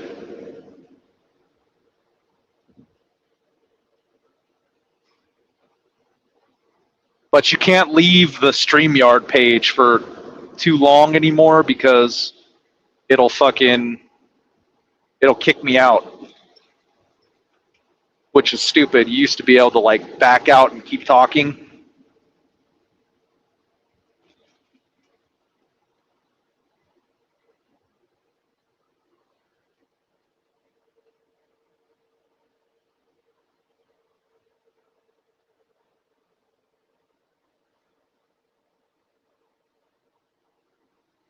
Oh yeah, yeah, yeah. I think my worst teaching moment, and it wasn't as an instructor, it was just as like a testing, like a trainer at a company. When I was doing the soda and energy drink delivery, this guy came in. He was he was grandfathered into a CDL. He had a chauffeur's license back in the day, so he had a CDL, but he never actually drove. Definitely not recently. And he came into the company, get a local job, and he had just got out of the reserves. You know, they finally kicked him out. They're like, "You got to go home, dude. You can't be here anymore." So they kicked him out of the Army Reserves, and he came over there, and he claimed he drove trucks while he was in the Army and in the reserves, and he had a CDL, but I don't know his whole backstory. But anyway, his name was John Buttram. An ethnicity. Isn't that splitting hairs? Isn't that still like racial? Like your ethnic group? Oh, maybe I'm wrong on that, but it's definitely not cultural. It's ethnic. But anyway, his name was John Buttram, Buttram, and he would swear up and down that it wasn't Buttram, it was Buttram, but it was Buttram. And he was addicted to those fucking nasal spray things, like those sinus sprays. He'd have like a pocket full of those motherfuckers. I'm like, that'll fuck you up if you use that too much, right? But anyway, he came in. They're like, "Hey, just kind of show him what we do and everything." And this dude had the energy, like he had all the energy, like never tired, unlimited stamina to just work forever. Probably because he's in the military so long. But he was dumb as a fucking pile of rocks. I swear to God, dude, his name was John Buttram. But anyway, we would use like electric pallet jacks, and he just did not understand the concept that like you're in control of it. Like it'll go as fast as you push the throttle, and if you just let go of the handle, it automatically applies the brakes and it'll stop. But he would always try to like muscle it back, like he would like pull back on it and shit. I'm like, let off the throttle and it slows down. You're never gonna beat that machine, as it's always gonna overpower you. And he just couldn't understand the concept. And he wouldn't lift his fucking feet. He'd like drag his feet on the floor. So he's just shuffling everywhere, but somehow he's moving at the speed of light. And I did everything I could to teach him. He just didn't understand. He couldn't use a hand truck, like we would take the shit off the pallets, stack it up, then you'd scoop it up with the hand truck, take it inside and set it down. Well, he couldn't figure out how to like tilt the product back without knocking the stack over to slide the blade underneath. So it's like he would just slam the fucking hand truck into it and just shatter everything on the bottom row. I'm like, nah, dude, you got to tilt it. You got to tilt it so the blade could go under the product. And he just didn't understand it. So finally, they're like, well, he's either going to make it or he's not. And they gave him his own route. First night he was out, he drove the fucking pallet jack right off the fucking back of the trailer, right off the lift gates. Just destroyed a whole pallet in the parking lot. Then like a couple weeks later, he hit an awning at a Circle K and knocked it over because it was too short to drive under. And I mean, he was only there for like a month and a half. They gave him so many fucking chances. So many chances. He knocked over the awning. Then he backed up all the way across the yard and hit another awning in the yard and crushed it. They gave him a third chance. He hit a light pole coming out of a store, knocked, I think it was a Diamond Shamrock. The light pole fell over and just guillotined their fucking sign right in half. It's like, you guys should have fired this motherfucker a long time ago. But they gave him 3 chances, and then get this. So he couldn't drive the semi-truck, couldn't do the job. So he left that, after he got fired, guess what he did? School bus driver. So he couldn't drive at all. He was a road hazard, dangerous as fuck. But they're like, oh, here, go ahead and drive these kids around. I'm sure they'll be safe. I haven't watched the new. I think I watched the one where he was at his birthday, and he finally shaved his head, got all that greasy hair off his head. But yeah, he does get out of breath turning the fucking wheel, dude. That guy is a problem. I feel so bad for that dude, and he doesn't even realize. Like, you can see his, like, I'm sure we've all seen them guys at the truck stops where they got them swollen up water balloon red fucking diabetes legs. His arms are starting to turn into that. That's pretty fucking bad, dude. That's really bad when the edema is in your hands, and your legs.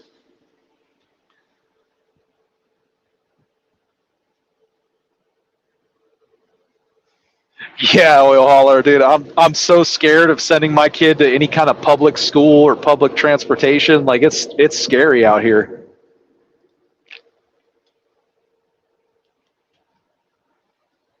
I'm like, it's homeschool or private school. I won't trust anything public.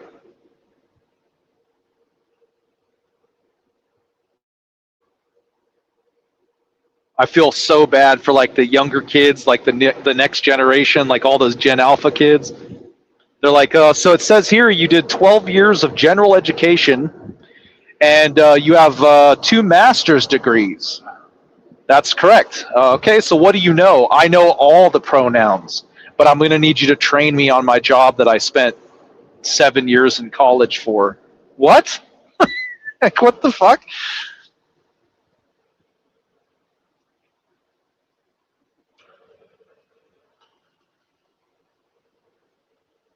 And I mean, don't get me wrong, I feel bad for some of the teachers too, but it's like all the good teachers are quitting and only the weirdos are left. And that's who's going to raise the next generation. Because the parents aren't doing it, they got to go to work. And then when they're not working, their kids are on the iPad. Then they go to school, and the only teachers that'll still work for that low of a pay and that much disrespect are all the weird ones. So you're going to have kids that spent, a full 12 years in school, get their diploma, but then they don't know anything. I mean, there was a fucking, there was a story that I saw recently where some lady like graduated from one of the Ivy League schools and she can't read, but she was top of her class. Like, how the fuck did that happen? Yeah, you're not lying, Jeremy. That dude, if he doesn't fucking make some changes, he's fucked. When he was doing that cabinet load and he was unloading all those cabinets out of the trailer, Like, don't get me wrong, dude. I'll fucking start breathing hard if I'm working too. Like, I'm not an Olympic athlete by any means. But I mean, I can catch my fucking breath. Like, he was already done working and he still couldn't catch his breath.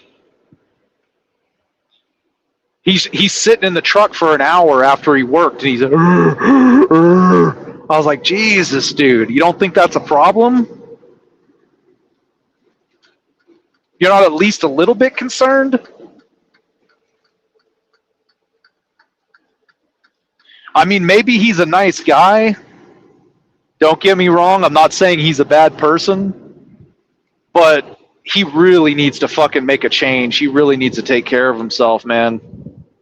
Because he can't keep living like that. And it's not trucking, right? Like, trucking gets a bad rap because there's so many guys that get out of shape and fat and everything when they get into trucking. He's only been a trucker for like 2 years, 3 years maybe. I don't know. It's very recently. So it's like, if you go back his older videos, he's already fucked up. So like, he came into an industry where you're likely to get fat, out of shape, and get heart problems. Already fat, out of shape with heart problems. I was like, holy fuck, this guy's cooked. He's not going to make it.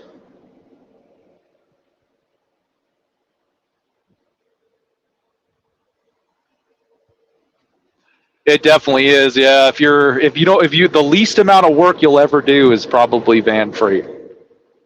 100%. Reefer freight is up there. Like, it's pretty fucking easy, but I do have to climb in and out of the trailer a lot to fucking secure shit and stack stuff. Every fucking load of tomatoes I bring out of Nogales, I already know I'm restacking at least 3 of those pallets because they don't put any airbags in the trailer. They put them fucking all the way to the ceiling. The cardboard gets wet in the humidity and the bottom rows crush and the whole fucking pallet falls over. So I get a little bit of exercise. I just ordered a walking pad, like a portable walking pad, so I can just walk while I'm parked. But I have no excuses because it's like, if it's raining, you're walking in the truck. There's no rain in the truck. If it's hot outside, you're walking in the truck. There's air conditioning. Don't be a bitch. You have no excuses.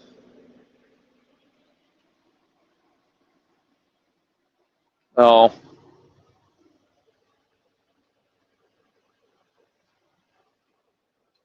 yeah, he's big, man.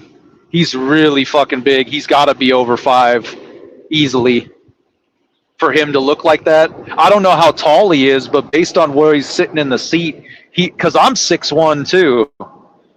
So based on how he looks in the seat, he's got to be around that, like somewhere between 6 and 6'5" or something. Like, he looks like he's a big dude. But even at that height, for him to have that much fucking fluff, like, he's got to be big. Big, big, big.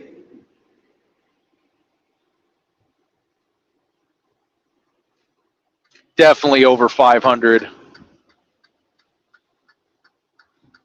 Then he posts on his Instagram, it's an old video, he says he's doing carnivore, but he eats a dozen eggs and like a whole pound of bacon as a meal.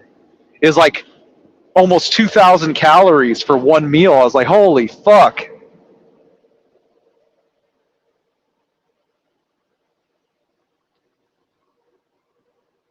Yeah, Tanker could be just as lazy, but it also depends on what you're doing. Like, when I was doing the fucking production water, dragging those fucking hoses around and constantly having to fight those stupid fucking collars. There was so many days, dude, where I'd get in the truck and my forearms were burning the next morning because I spent so much time wrestling those stupid fucking locking collars, trying to get them to go on there.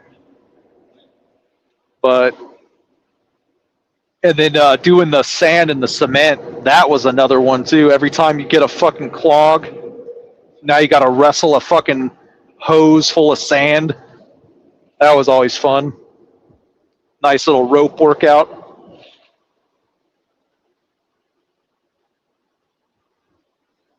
Some of them production water tanks, they were tall as fuck too. You'd climb like a 20-foot ladder. That's a pretty good workout.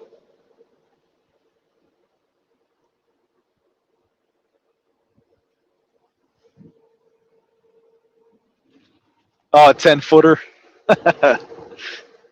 uh, I think the worst experience I had, there's two that I can think of. The one was I had a newer truck. It was like a 567 or something like that, like one of those newer aerodynamic Peterbilts. And it was idle limited. It could only go to like 1,700 RPMs or 1,500 RPMs or something. Like it was limited on the RPMs. So when you'd start the blower motor, you couldn't get a lot of power. So it was real slow to pump off the sand. And I had to pump into this fucking silo down in Vernal, Utah.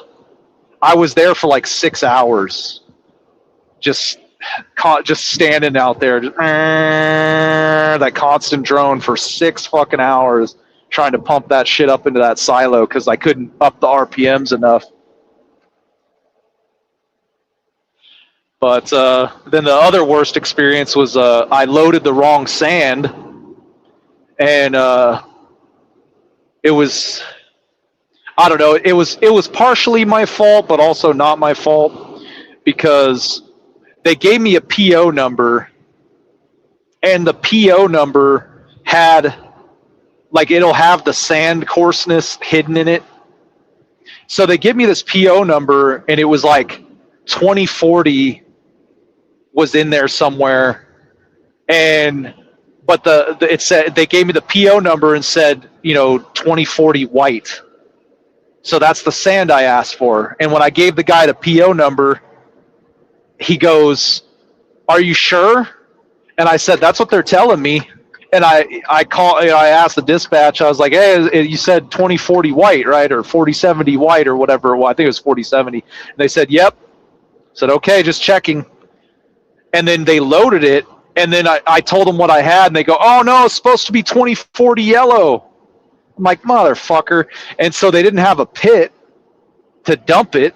So I had to take a bunch of fucking hoses. There's like 40 something feet of hose, link them all together, run it up and over the top of a box car, secure it with clamps so it wouldn't blow out of the car, and then sit there and fucking try to pump the 48,000 pounds of sand that I got back into the fucking box car. That was a fucking nightmare.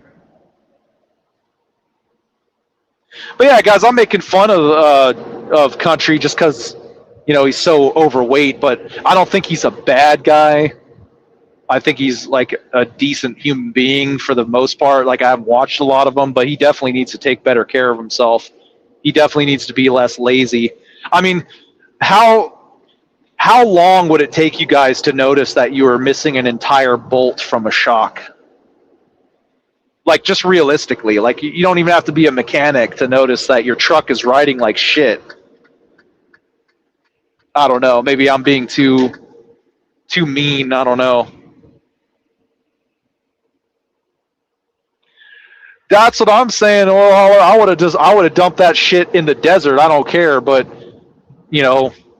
for whatever reason, they consider the frac sand an EPA thing. If you spill frac sand on the ground, even though it's just fucking sand, all of a sudden it's EPA sand now because it's for oil fields. So there's got to be a fine in there somewhere.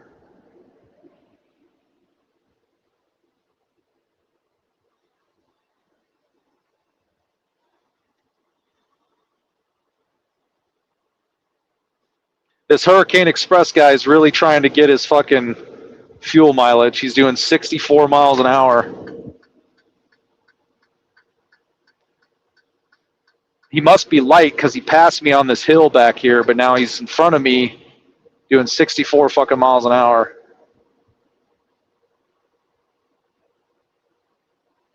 He's got to hit that 8.5 miles per gallon or he won't get his $2,000.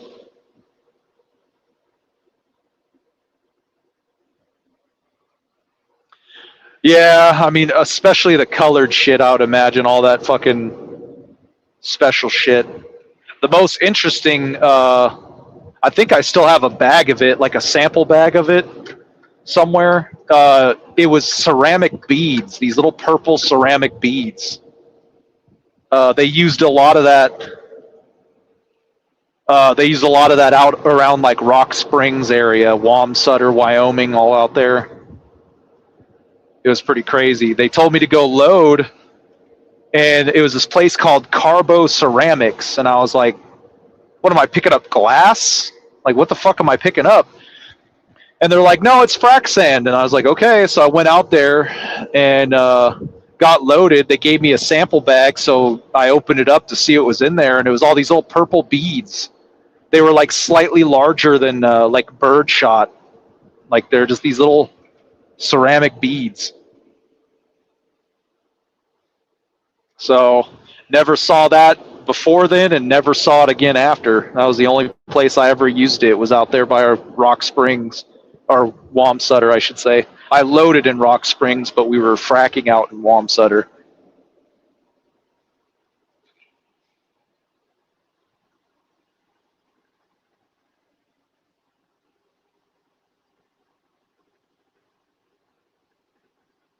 It was really low density too, because they filled the fucking entire pod, but the total weight was only like 28,000 pounds, so it was real light. So I'm not sure. I think they were hollow, because they definitely weren't solid to only weigh 28,000 pounds for a whole fucking trailer full. Because they necked that fucker out. They had me open all 3 doors, and they filled it all the way to the fucking top. And it was fragile too. The way they had to load it, they had a fucking. It was like a chute, like a cloth chute, and they gravity fed it.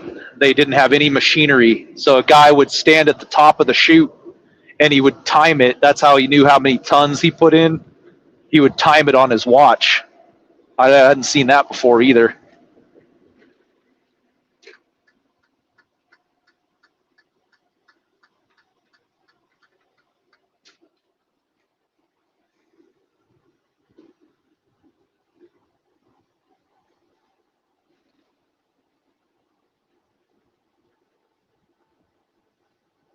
Yeah, good times. I do miss the oil field a lot. It was a good experience. The pay was good. The job was really good. I liked the people. Um, Being able to go to work and cuss out your boss and still have a job the next day is always a cool experience. I like to make the joke, you'd go in the office and be like, "Fuck you, man, this is a shitty ass place, I'm never coming back here." And they're like, "We'll see you tomorrow." Like, that's basically how it worked. Oh,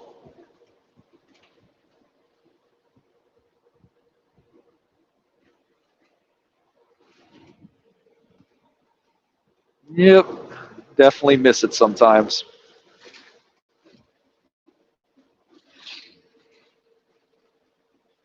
They are gone, man. I know that's what keeps me from going back. Is anytime I get the itch, I'll see like an ad on Facebook, or I'll see like a billboard driving, through Wyoming or something for oil companies, and or especially down in Texas, and I'm like, don't fucking do it, because it's not real. It's not going to be like you remember.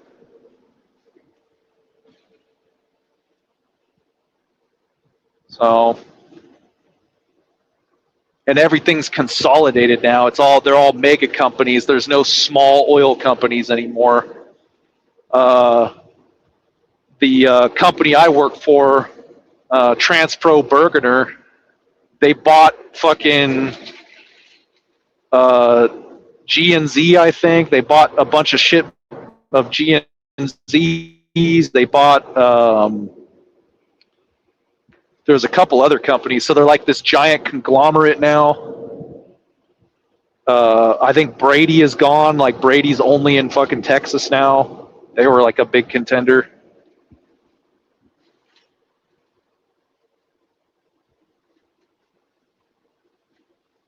But everything's gone.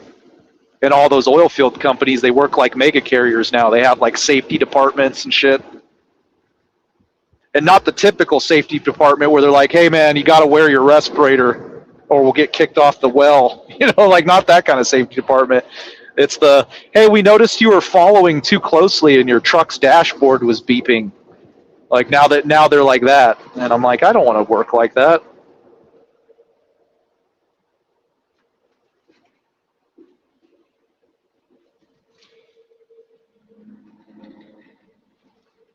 Exactly. It just turned into fucking Swift and Prime. I mean, I saw in here in Missouri, Prime's doing fucking grain hauler trailers now. I don't know if they're actually hauling grain or what. I know I've hauled everything in those, fucking sand, cement, gravel, but they're hauling grain now. They got fucking tankers. They've had tankers for a while. Fucking Schneider's got tanker division. So it's only a matter of time before fucking CR England gets involved. Because CR England hauls cattle in fucking Colorado. Never thought I'd see that. Could you imagine being the only bull hauler that can't go faster than 64?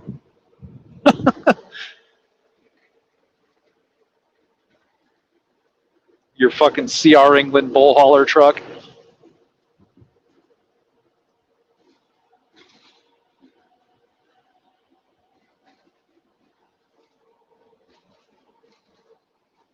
Oh, Prime does fucking cattle now too? Holy shit.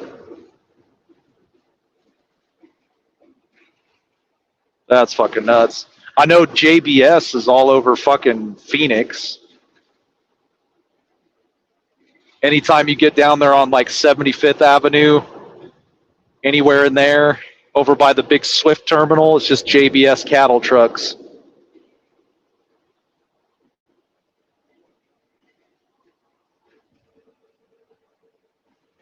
Damn, all the way up in Dodge City, huh? Yeah, that's another place that's changed a lot too. I remember going through Dodge City years ago pretty regularly, and it was nothing but long hood trucks with cattle pots, fucking mom and pop restaurants everywhere. It's just dirt lots with a restaurant. That was the whole town. And then now you drive through there and it's like there's a Pilot and a Love's and fucking Aero trucks everywhere.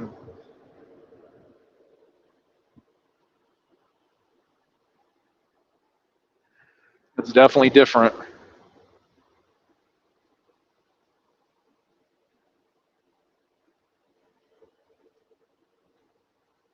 And then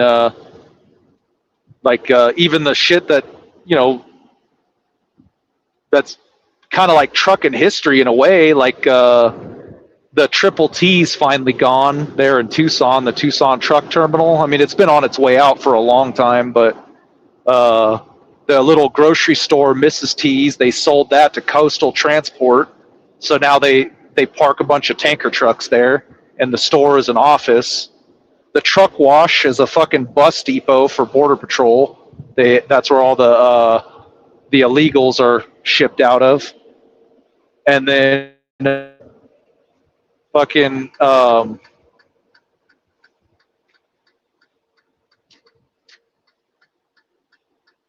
was weird. Just a big ass collection of bikers on the side of the road. But they sold the fucking I don't know if they sold it or franchised, but it was partially TA. But then the TA signs came off the pumps. And then last I heard, some Indian conglomerate bought it, so now it's just going to be another shithole Indian truck stop with a giant fucked up moon cratered parking lot full of shit bags.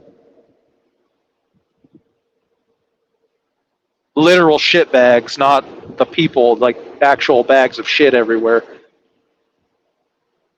Oh.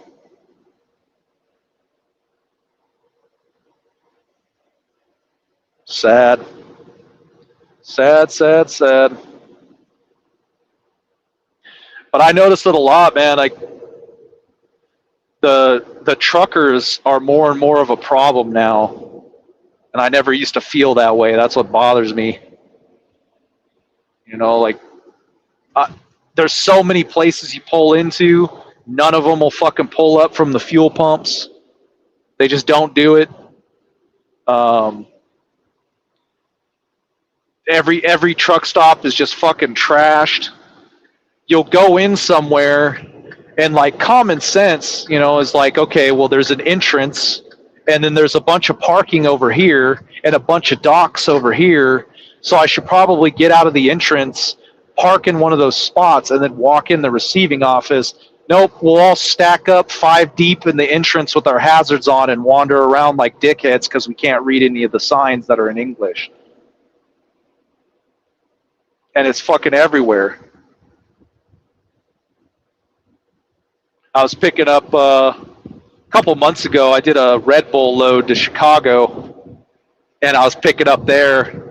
And there's this long ass line of guys coming out the door. I'm like, fuck. I'm like, why are they so backed up? You know, I'm gonna be here forever. So I'm standing there in the fucking Arizona heat in line, waiting my turn to get in there to go to the office. And every guy that walked out of there was either a Somali looking dude or a turban wearing dude. And I finally get up to the counter, and as soon as all the turban guys were out of the way, the line started moving because the other guys could speak English. They could just walk up and get the information they needed and go.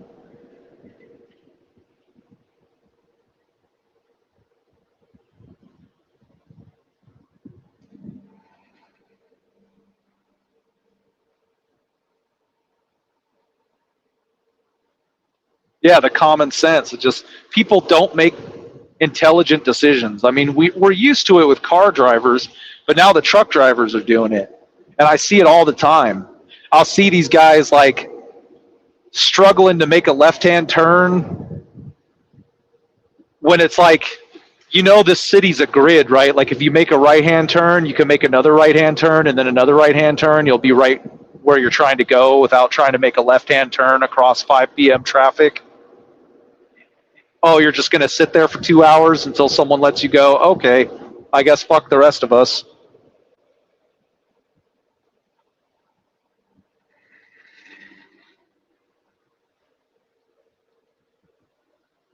Washing my feet where? In the truck? Or in the bathroom?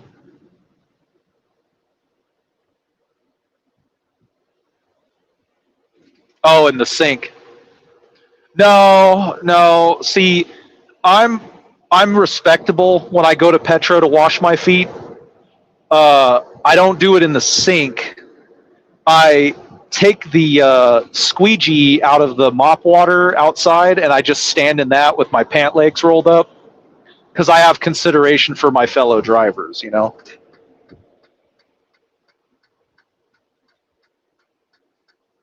I stomp my feet in the squeegee water like I'm mushing grapes. That's how I wash my feet at Petro.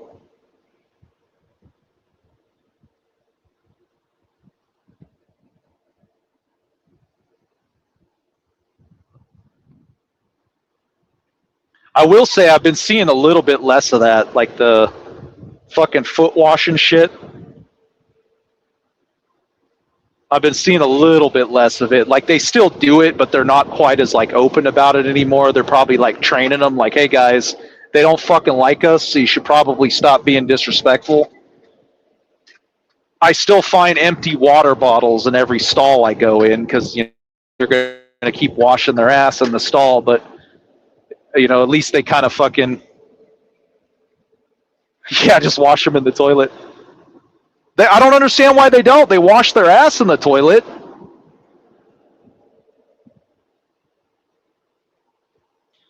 I always know too. You're in there and it's like super quiet, and all of a sudden you'll hear plastic crinkling. And you're like, "Oh, someone's washing their ass. Someone's washing their ass. I can hear your water bottle." And then they don't even have the common courtesy to take the water bottle back out with them. Like, just throw it away. Why do you have to pile them all up around the toilet?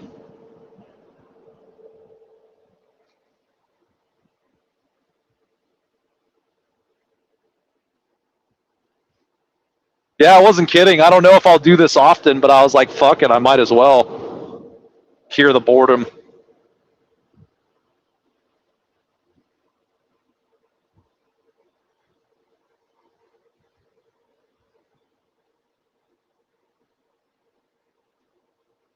Hear the boredom. I'm probably going to have to stop soon anyway because I'm going to get fuel up here and I have to leave the screen to do all my fuel shit, so it'll probably kick me out, but who knows. It kicked me out before and I was able to just come back in, so I don't know. Maybe I'll just stay live 20 hours a day. You know, I'll drop the link so people can come in, and I'll just, you know, like when I take my 10-hour break, I'll just be snoring in the background and other people can talk, and I'll just be live 24/7. I'll see how long I can stay live for. That'll be the challenge.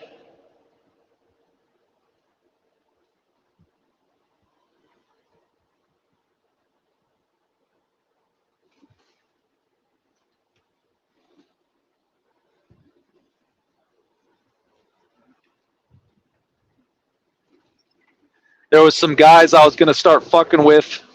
They're not truckers, but it was something to do. I'm just too busy to do research on all of them, but I was, you know, seeing Larry June post about him. I'm like, who the fuck are these guys? And he was posting pretty religiously. And I was like, Larry, who the fuck are these people? And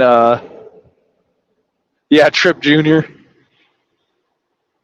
But I'm not talking about carnivore, and I'm not talking about selling knives. I've been very good about not talking about healthy lifestyle, so I kept it kind of on topic, just whatever people wanted to talk about. But I started watching them, and like the internet is both a blessing and a curse for real, because obviously there's a lot of information, there's a lot of good things on the internet, there's a lot of ways you can help yourself and others with the internet, or entertain yourself at the very least. But then there's some people that have access to the internet that really shouldn't. And apparently that's the people that Larry had recently found. Because I don't know what these, like, I don't know how, first of all, I don't know how they survive. Like, none of them work at all, yet they always seem to have money, but their channels aren't big enough to where they're living off of YouTube. And there's clearly something wrong with all of them. So maybe they're on disability through the states or something. Like, I don't know. But there's one guy, he goes by Dave25. His real name's David Bronca. I didn't have to look anything up to find that, because this dumbass fucking put his GoFundMe, his PayPal, his Cash App, like everything he could possibly beg with is all right there on his YouTube channel. So it took me 2 seconds to figure out who he was. And then there's this other guy, Rich Life of Road Trips or something. He drives like an old beat up RV and he lives with his mom. Habitual fucking liar. Apparently has been for years.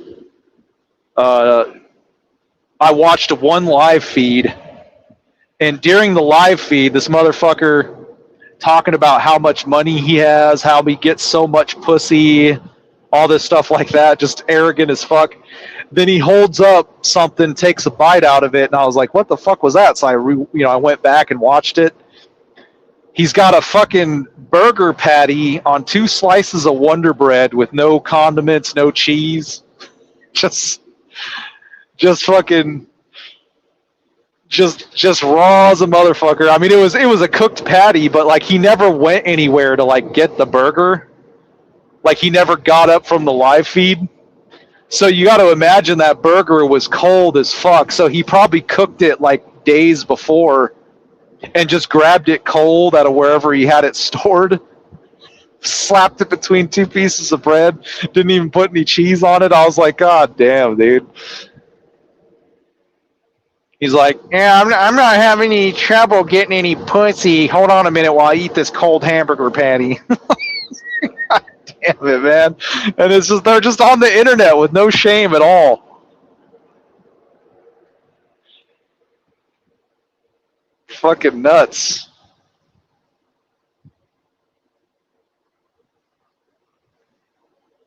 I probably need more shame, but I have got some at the very least. Just a little bit of shame. I think it's a healthy amount. But some people have fucking zero. And that's bad. You shouldn't have zero shame. There should be a little bit of shame.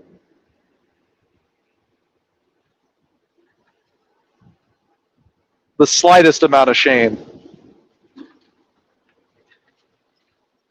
I don't know if they make a supplement for that, but some people need to take it if they do. What am I at? 2.5 hours? This is fucking hard. How do these people stay live for that long? I'm 2 hours short of like the shortest one that Trip has done, let alone James Best. I ain't hitting no 12 hours. That's fucking nuts. But I might do this weekly since I'm not making videos. I might just do random fucking live feeds, see what people want to talk about. Maybe I'll get ideas of shit to talk about.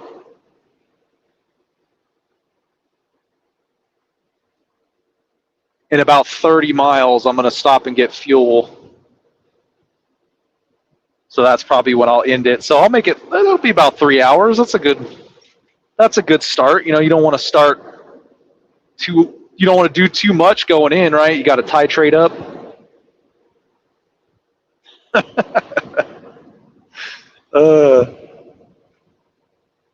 Or maybe I'll just leave it running.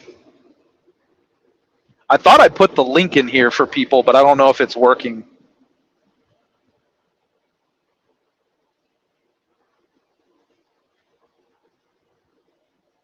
Let me see if I can do it again. Hold on.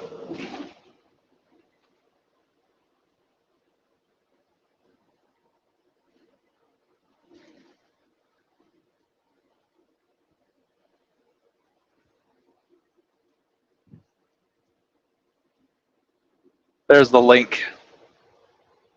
If anybody wants to talk shit or whatever, hopefully it works.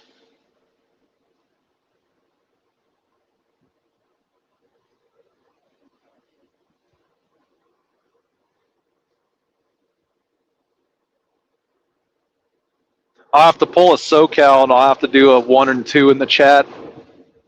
And I'll have to find out who people think is the better live streamer.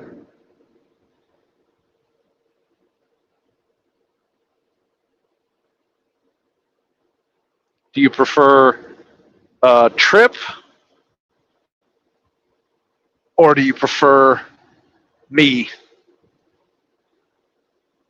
They're all going to say Trip, and I'm going to get pissed off, and I'm going to have to drop a fucking expose video. Be like, oh, you guys think Trip is so great?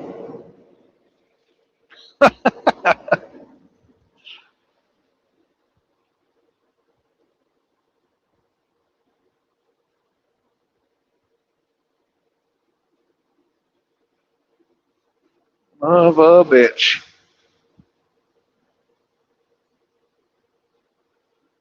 I should probably do the news, but I don't know. It's boring to me. That's not entertainment. Plus, the drama shit is funny. It's so funny to me.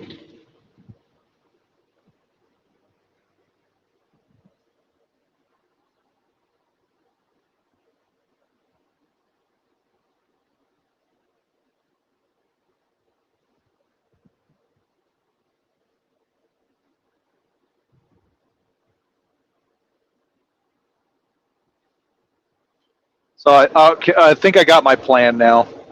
So I'm going to do a couple of these live feeds, over the next couple of weeks. And then like once I start getting consistent numbers, like people are expecting me to do them, I'm going to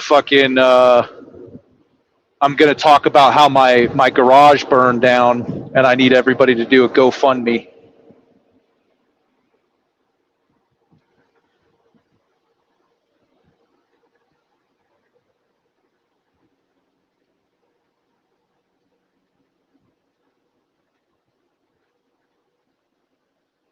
Challenge accepted.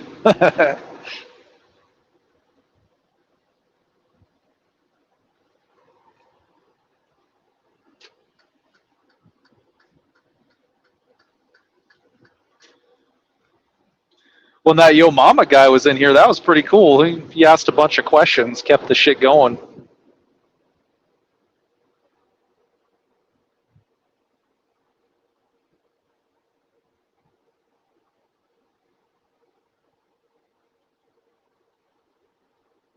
But then he got me off track.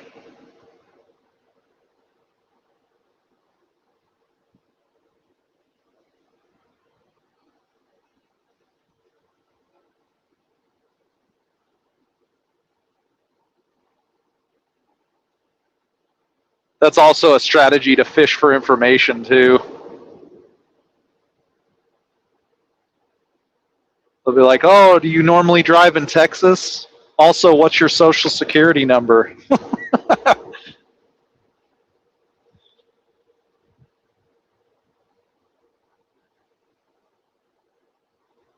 Yeah, you're getting on the freeway. You should probably use that little ass pedal on the right. Fucking retard. I don't even know why we have on ramps anymore. No one fucking uses them correctly.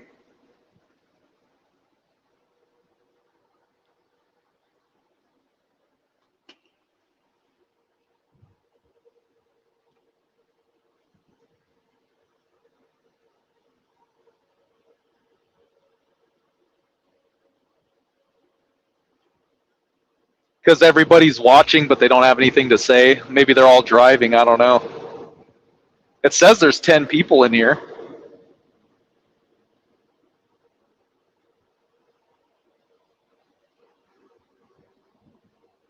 Now it says there's 11.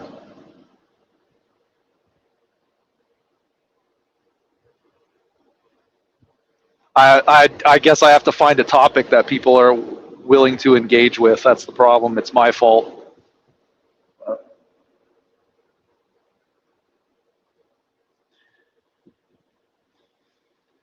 So I we talk shit about those people that live stream forever, but I mean you really got to be engaging to fucking keep that shit entertaining for that amount of time. Like you really do.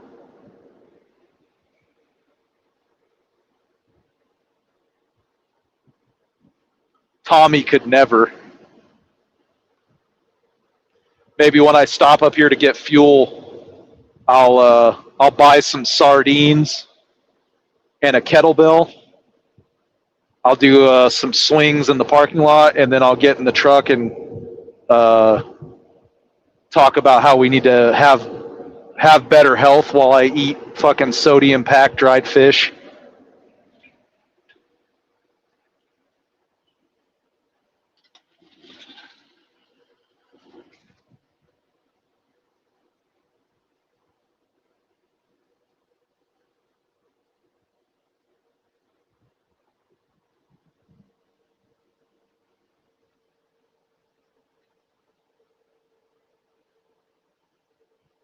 You ain't lying, Adam. I was just there, dude. I thought I was gonna fucking lose everything in that fucking that road right there is so fucked up. Coming out of Ohio into Indiana on the 70, all that fucking construction is fucked up right there.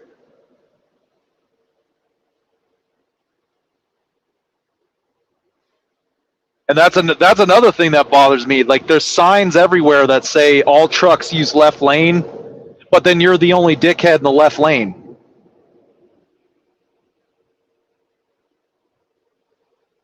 Yeah, no shit. That's the worst road to have your fucking wallet in your back pocket on. And they're talking about turning that into a toll road. I wouldn't pay to use that road if it was in perfect condition, let alone fucking busting up kidney stones.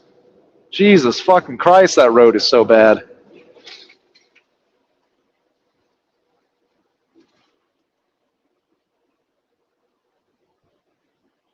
The only two toll roads that I think are actually worth it is the 44 in Kentucky and the fucking Florida Turnpike. That's about it. Every other toll road's just a fucking tax for no reason.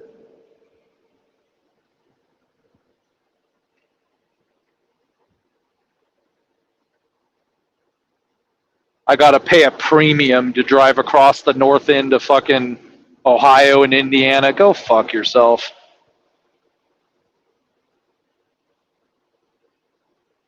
I gotta pay extra to drive past Chicago. Go fuck yourself. Like there's nothing there. It's not a better road than anything else. At least the 44 is in good shape. It's not all fucked up. There's plenty of places to stop. Same with the Florida Turnpike. It's actually a decent little highway, plenty of places to stop.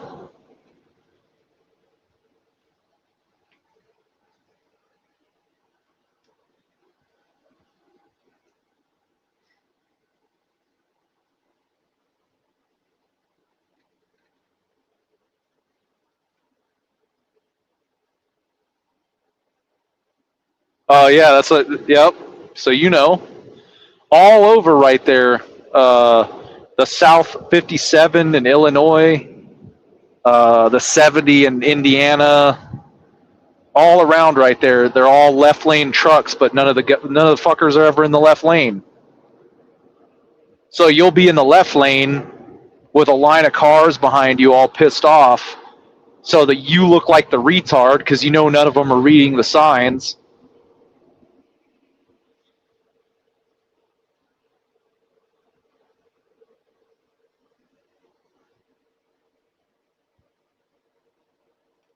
Yeah, always go around Chicago. Yep. You are right though. I talk shit about Ohio, but I do like their turnpike things. Like they got the free showers and everything. So that ain't bad. I'll give them credit where credit is due. I really don't go there that often though, so like I said, typically I just run to the Midwest, like Indiana, Kentucky, Tennessee, all in there, and then I turn around and go right back, or Florida. Every now and then, that McAllen, Texas, down there fucking pops off pretty good. I was joking with my wife because right around January through like May, you can get unlimited freight out of McAllen going up to like Oklahoma, Kansas, Indiana, Kentucky, Tennessee, all in there, Georgia, just tons of fucking produce. I was like, I need a house in Arizona for the winter months when everything's coming out of fucking Nogales, and then I need a house in McAllen, Texas for the summer months when everything's, or the end of winter months, I guess I should say, when everything's coming out of McAllen for some reason. And I'll just follow the freight.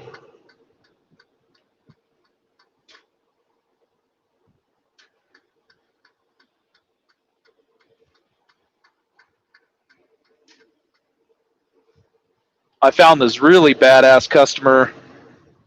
I don't remember their name off the top of my head. I'll have to check the paperwork. But I ran a load from west of Phoenix out of a little place called Aguila. Not Gila, but Aguila. And up to South Dakota. And it was a grocery warehouse, but it's 24/7 parking. And when I got there was a really bad storm and they had no fucking power or anything. They still fucking took the load and unloaded it. They were riding around in forklifts with fucking mining helmets on their head as flashlights.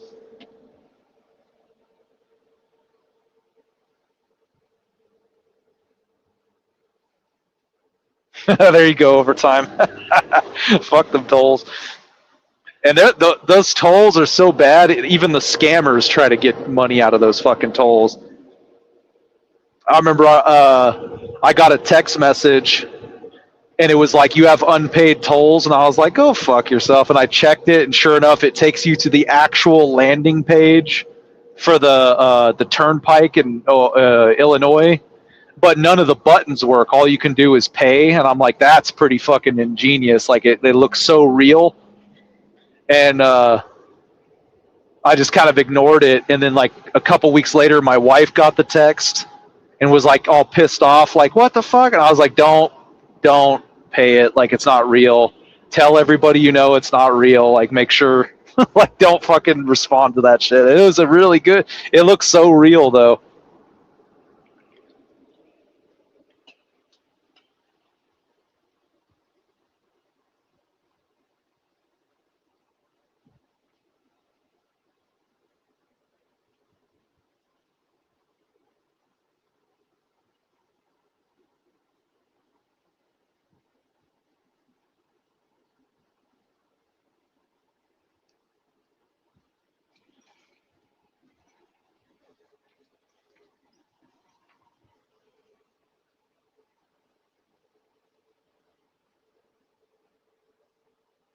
Yeah, the Midwest is definitely paying well, really good.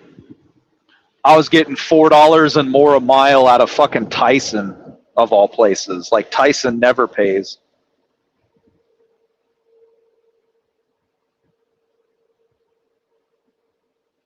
It was a genius. It looks so fucking real. It was the actual landing page for the toll site, but when you try to click like menu and everything, like nothing works. All you can do is pay. So it looks legit.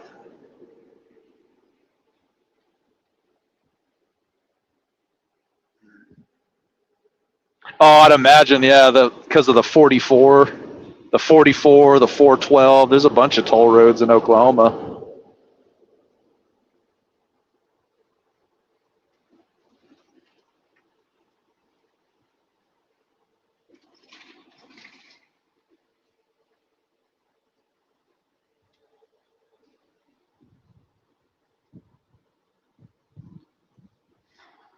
I know someone tried to scam us for like unpaid doctor bills one time, and I got this letter in the mail, and it was, it was addressed to me, and it had my daughter's name on there and everything, but it didn't have any other, it didn't have like birthdays, social security numbers, nothing, and it had an account number, but I mean, you could just make that up, and it said we owed a bunch of money for like medical bills, and we're like, what the fuck, and it's like my daughter goes to the doctor all the time for checkups and shit, and it's like some things we got to pay, some things we don't.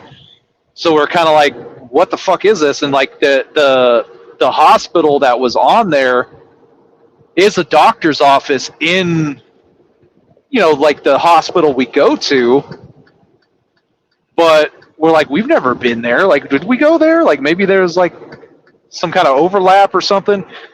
And the email, there was no response to it. So if you try to email them, they wouldn't respond to you. Then the phone number on the bill didn't go anywhere.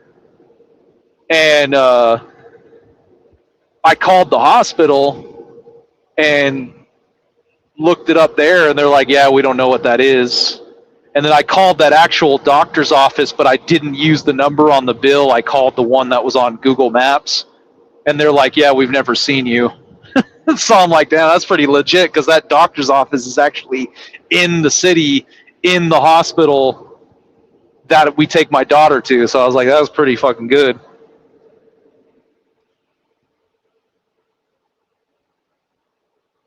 Oh, sorry, oil hauler, I did.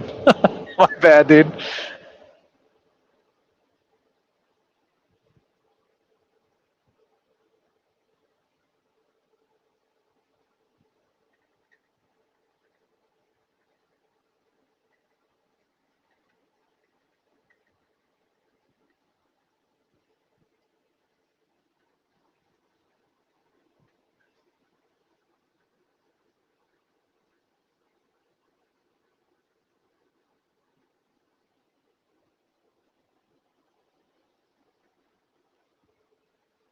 Oh, is you, Adam?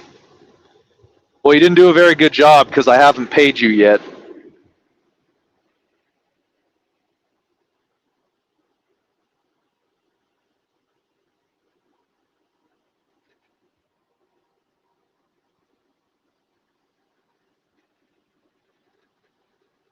But you do know how to build a fake web page.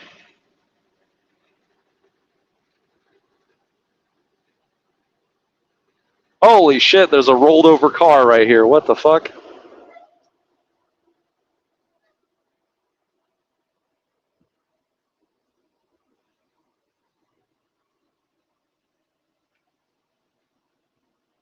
I couldn't tell if it was an Escalade or a fucking Suburban, but it was a big old SUV rolled over in the fucking ditch.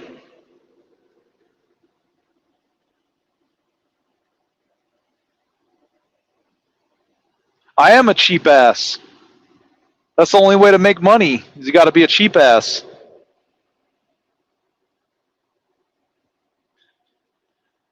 I'll pay my scammer to make fake web pages for me if you're actually making those, because I don't know how to do that, and I have some pretty funny ideas for some fake web pages.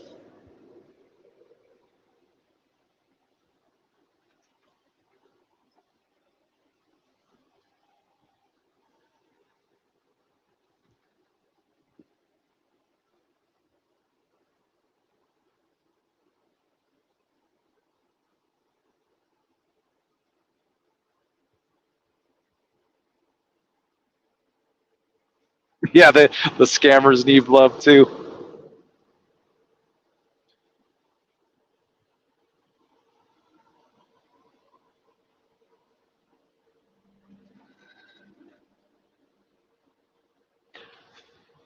Yeah, that'd be a good joke right there. Over time, have them build a fake fucking watermelon and underglow light website. Start emailing Coach and be like, "We want to help you out, man. We want to put a bunch of accessories on your truck."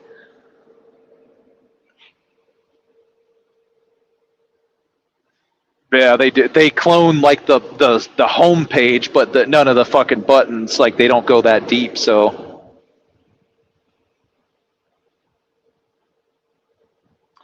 there is a term for it, but I don't know what you call it. Mirroring, I guess. Is it mirroring or proxy? It's proxy, right? Proxy site. I think that's what the term is.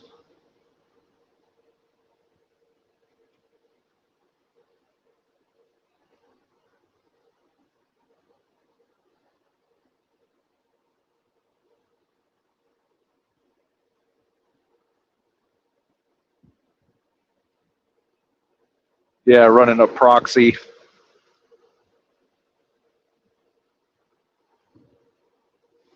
I'd make a whole fake lawyer page and I would reach out to fucking GW Bowles and try to convince them I want to do pro bono work. Be like, GW, you're the greatest entertainer in history, and I'm a lawyer and I want to take your case against this evil Trip Billions guy.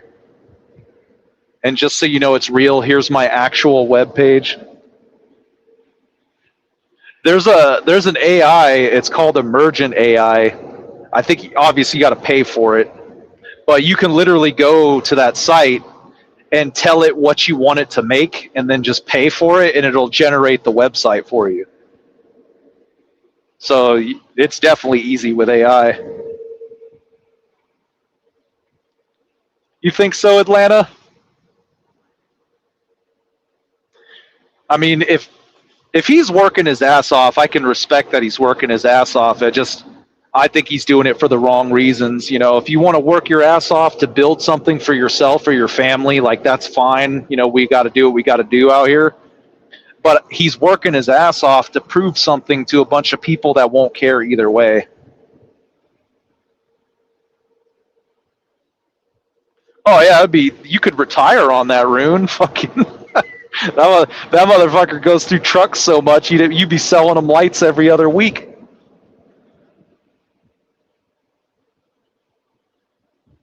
Yeah, there you go. Overtime. I think we still have that letter. I gotta check. If not, I think I could message Billy. I see him on Discord. He just never says anything. I can message Billy and ask him to send it to me. He has to be on his fucking last straw, Atlanta. There's no way. There's no way. Like this has to be because I mean you see all the negativity he gets even on his own fucking channel and his own page. Like people aren't falling for it anymore. How many times can you make a claim and then not be able to back it up before people start not believing you? You know what I mean? Like he can't have much left in the tank by this point. I don't think he's hurting for money because I'm pretty sure his wife is on disability and then he gets disability through the VA and he lives in a $24,000 house in fucking Paducah. Like he doesn't have a lot of bills, I'd imagine. So he's not like hurting for money or anything, but it's like, at what point do you get tired of fucking playing all these stupid ass games and you want to just fucking take it easy? At this point, he'd be better off just going to Swift and telling him he wants to be a recruiter instead of taking all these jobs. Like, clearly the trucking part doesn't work for him. He's not a trucker. But the fucking recruiting and bullshit aspect, he's definitely good at that. He reminds me there was a recruiter at the school I worked at, and he was so full of shit. he would put on these cowboy boots and his fucking cowboy hat and his button up shirt, big old belt buckle and shit. And he'd tell the people coming to check out the school, he would do this little clip. He'd like clip his heel on the concrete outside. He'd be like, I'm telling you right now, as soon as you're out on this fucking pad out here, your life is going to change. You'll be making $100,000 your first year guaranteed.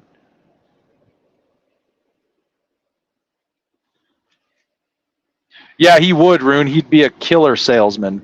That's what I mean. He's got a good pitch. Like, he's really good at being entertaining and shit. He just needs to stop doing the trucking bullshit because he's lied about it too much. You know, you like, I don't care how good a salesman you are. If everybody knows you're a liar, no amount of charm is going to fix it.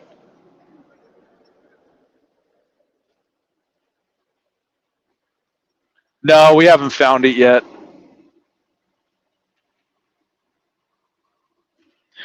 We're all about positivity on this channel, John, and obviously you're very proud of knowing about it. So we're not going to look. We're going to wait until you tell us. That way you get the credit you deserve because we want to build people up on this channel. We don't just tear them down. So we're not even going to look. We're just going to wait for you to tell us, and then we're going to clap our hands and congratulate you on telling us about it.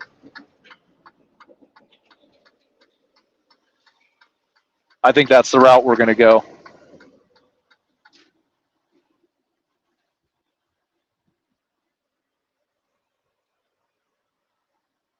You definitely would, Atlanta. That dude's a fucking...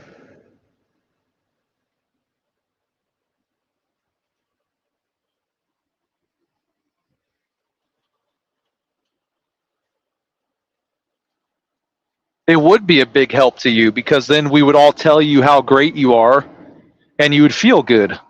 So it would be a big help to you. I don't want to steal your thunder and go find it myself. That's fucked up.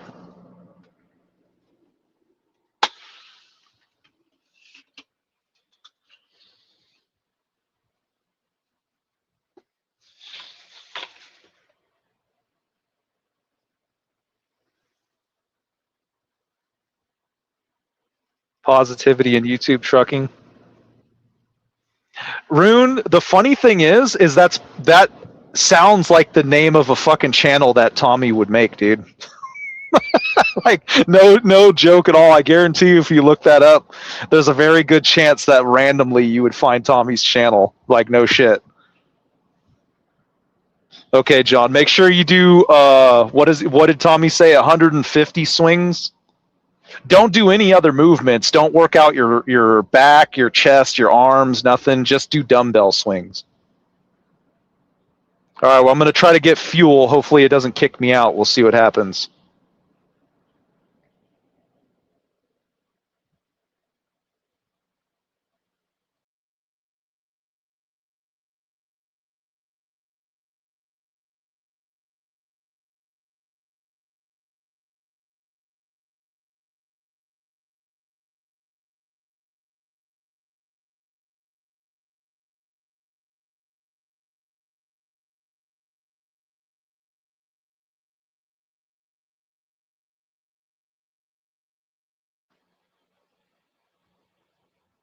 Am I still here? Holy shit, it let me do it. Nice.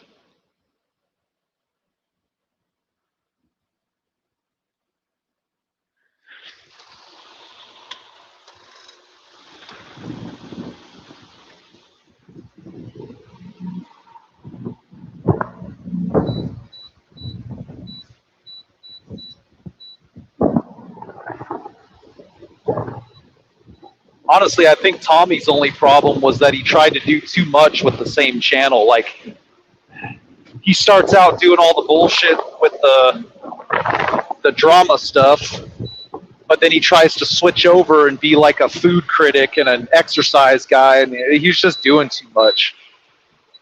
He should have just stuck to one thing.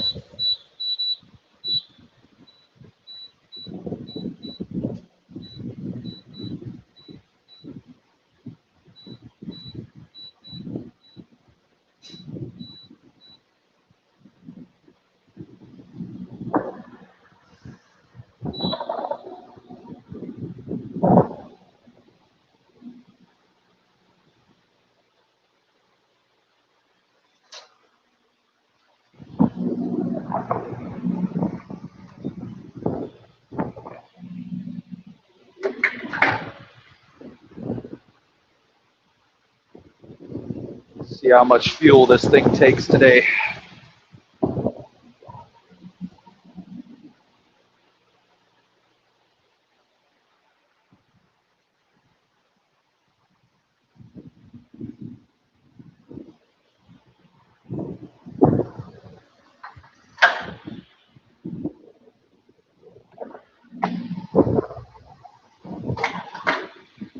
What the fuck?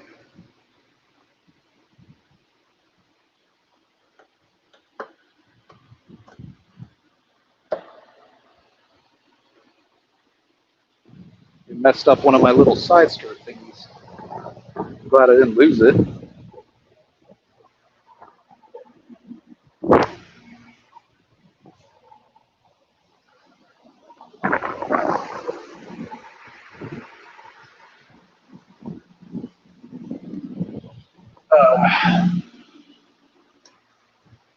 I'm not in the truck, obviously. I'm outside, so I can't read your guys' comments, so just bear with me here.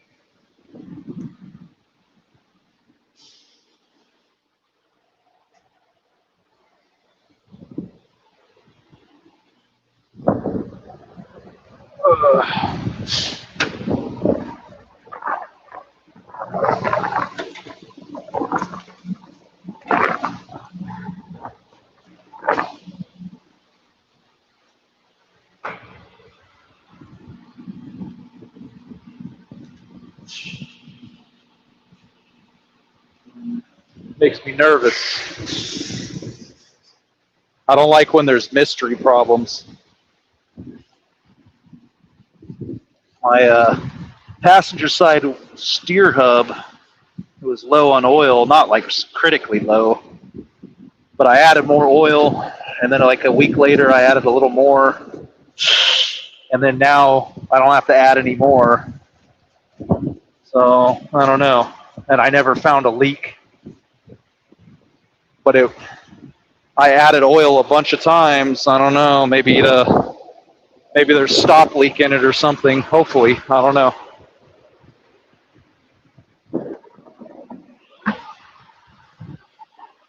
I guess we'll see.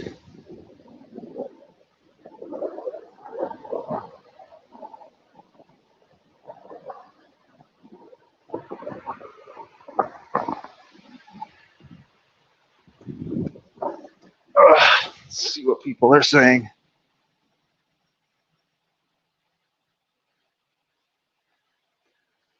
I know, Arun, I got to put the Discord link out a bunch of times and try to get more people in there.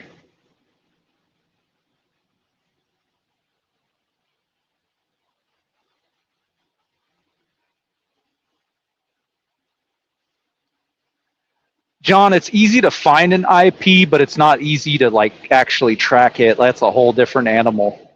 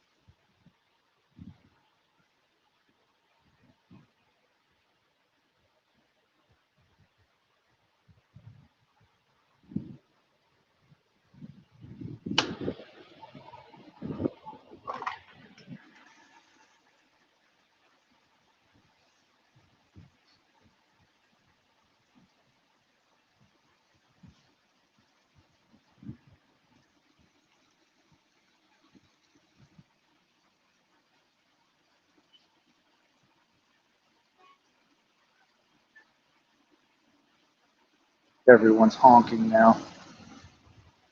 It's that time of day, I guess. The truck stop panic.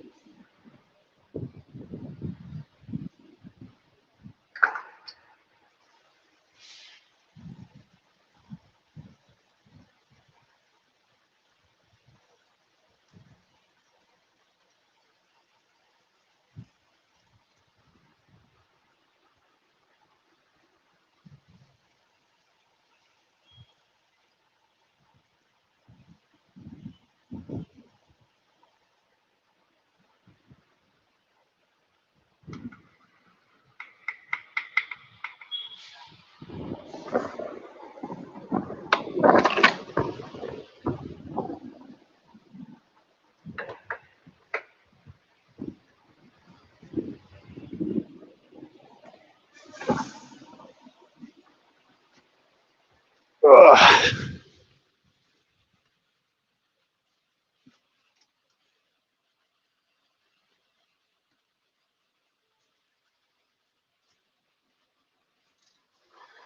Well, you don't have to know people, John. You just have to know a guy that knows how to fucking do the illegal shit you have to do to track it.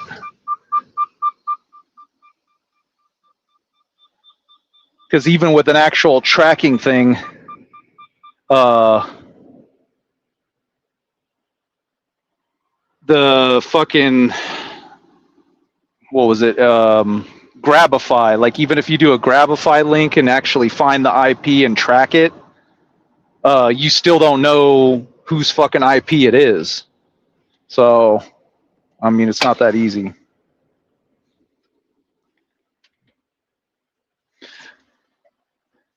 Now I know you're a troll, John, because I was a fucking Tommy supporter. So what does that fucking mean? A lot of people that watch me used to watch Tommy, so he's not the only one.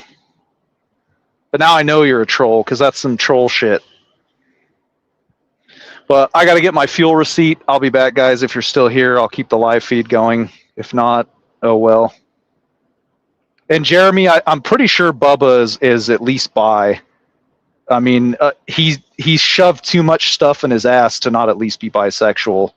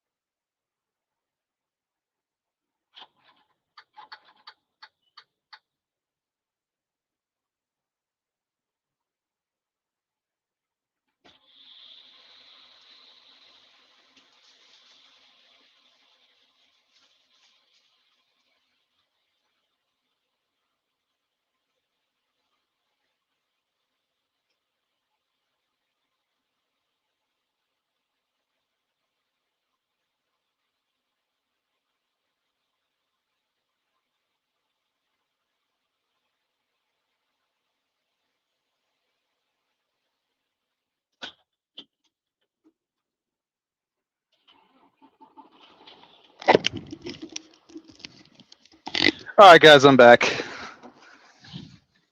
Surprised this is still going. Maybe I'll hit 4 hours after all. I don't know. What's going on, Dan the Trucker? What is that? What do y'all think of these motherfuckers?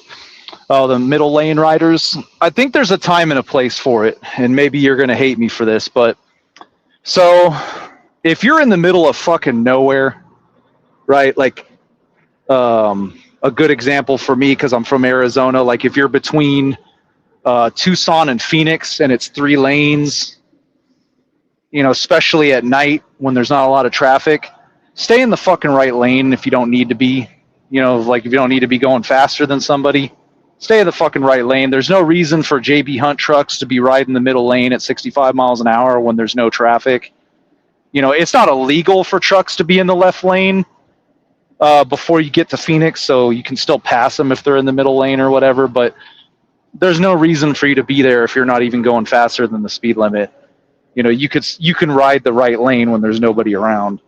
But obviously if you're going through like, I don't know, like Little Rock, Arkansas at 5 p.m., I don't care how slow you're going, we're all going to ride the middle lane because, you know, you don't want to be fucking stuck in that right lane dealing with all the merging traffic. So I think it's like very specific of when you need to be there and when you don't need to be there. But yeah, people they'll just take those middle and left lanes, and there's no reason to be there. They're just there. Especially people in a car, like a pickup truck or a car hauling a trailer. Those motherfuckers love to block the fast lanes, and I don't know why. It'll be like a fucking Honda CRV pulling a U-Haul trailer, and they'll just be in that left lane going 15 miles under the speed limit, and they'll not move over for anyone. Or like some old man will be pulling a trailer full of garbage, and they'll just be riding the middle lane at 58 miles an hour like they don't give a fuck. Yeah, JB Hunt is bad for fucking going slow in fast lanes. I don't know what their fucking problem is.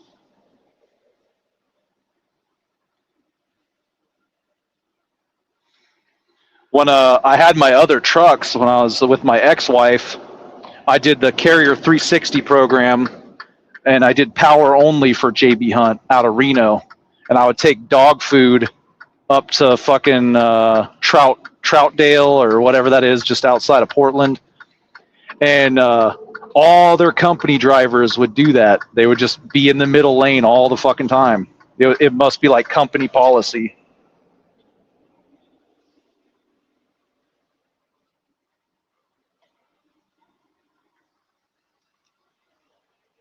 I don't know why the fuck they're always there.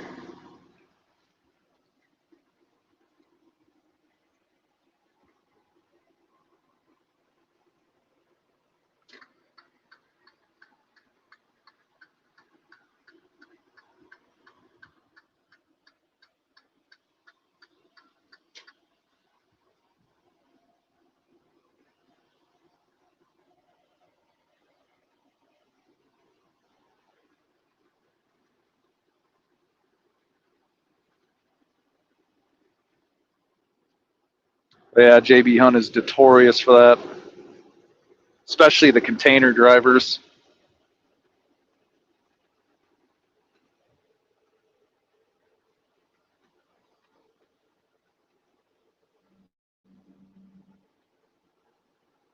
Oh yeah, yeah, fucking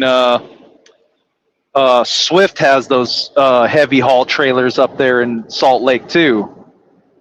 Same thing. They all think they're hot shit.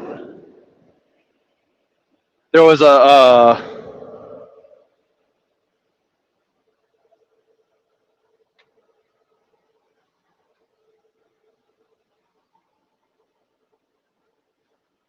gotta wait for somebody else to comment because the rest of your comment is hidden behind a fucking $ thing on my screen. I can't get it to go away. But up there in Washington and Oregon, a lot of the Swift guys are like those heavy haul trailers, those 4 and 5 axle trailers, and they act like they own the fucking road. I'm like, you still work at Swift, motherfucker. Calm down.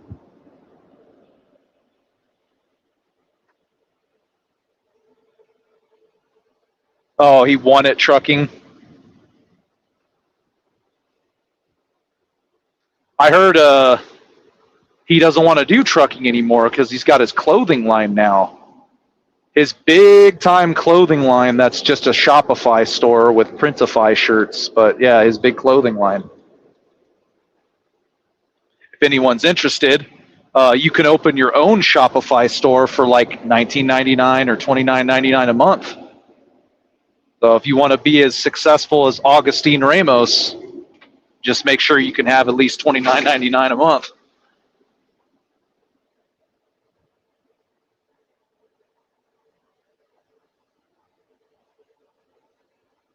Oh, you did? I've never pulled. Well, I take that back. I didn't do it, but when I was a company driver for my boss, uh, he had a Swift account where we would haul fucking Marshalls and home goods out of the ports in LA, and we hauled a bunch of their trailers, but it was just standard Swift trailers, not 4-axle trailers. And even when I was with Carrier 360, I never hauled any of the heavy haul trailers. I only used their 2-axle trailers.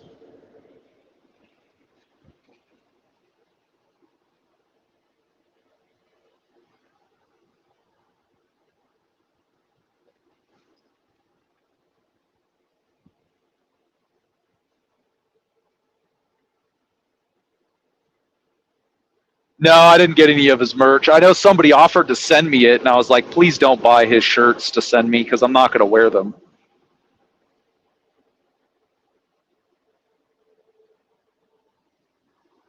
Yeah, the Carrier 360 thing does pay pretty well. You can do all right on it. And then you get their tire discounts too, which is pretty fucking cool.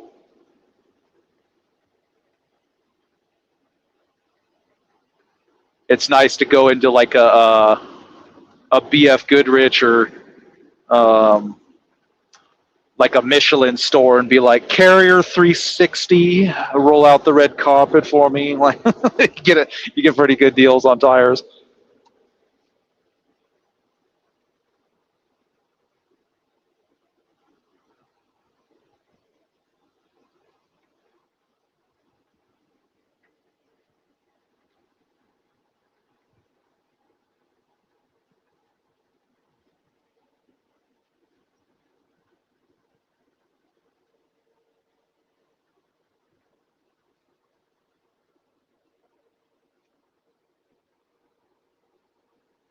Yeah, I got good rates when I was doing that pet food shit out of Reno.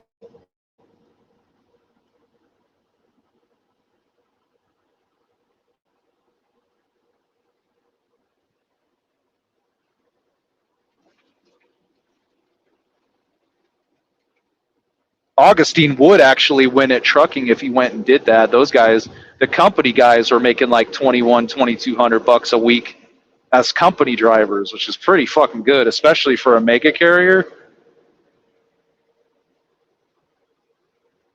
They had to do the bullshit work though. They didn't get to just drive to Oregon and back. They would have to do the actual store deliveries. And I'd imagine that's a fucking nightmare and a half, but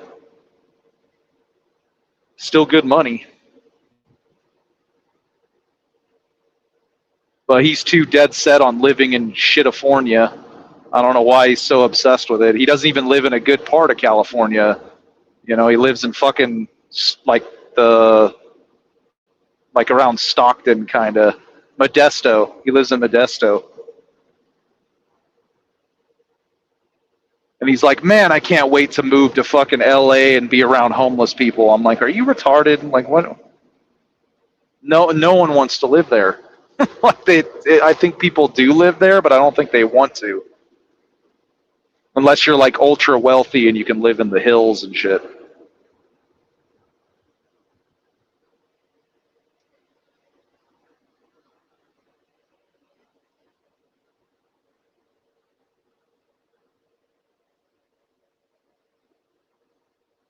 But yeah, we'll see. We'll see how Ramos does with his shirts. I know he's getting pretty crazy with his quote unquote models. He's got his models really repping the merch.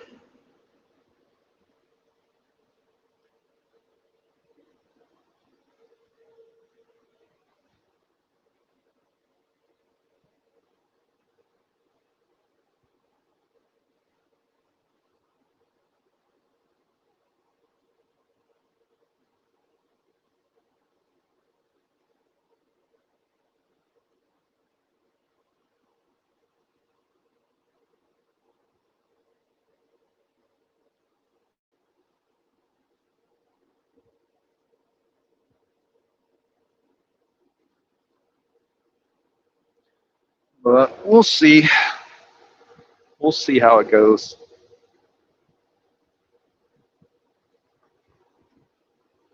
And again, I'm not hateful. Like if he's successful, good on him. I just like making fun of him because he's funny. He's funny to make fun of.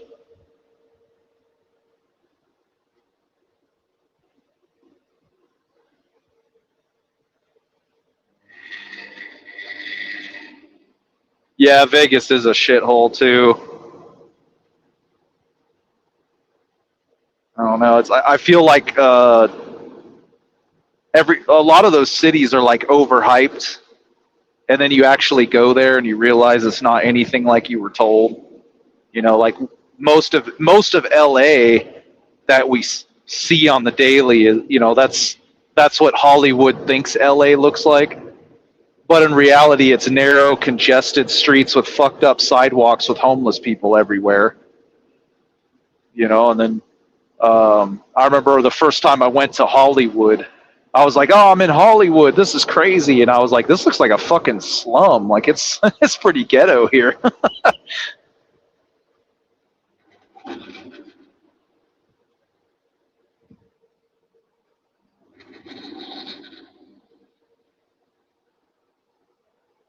It's been years now, but I remember I went to a Costco in San Francisco, and it was downtown. It was in like a parking garage, and the entire fucking building, both sidewalks, in the street, in the gutters, just surrounded by little tent cities. So it's like you're trying to back into this fucking parking garage off the street, but you got to weave in and out of all the homeless people. Yeah, Dan, he 100% is a rage baiter. He'll say shit on purpose to get a reaction, but he also says dumb shit that he doesn't. Just legitimately has a stupid take on it because he talks about how great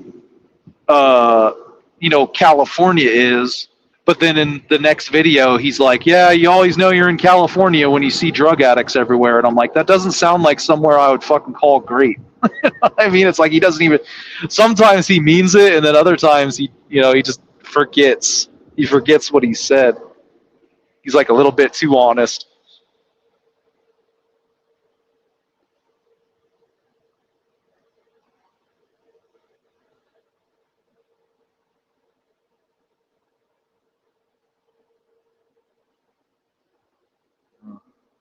I've never been in the Beverly Hills area.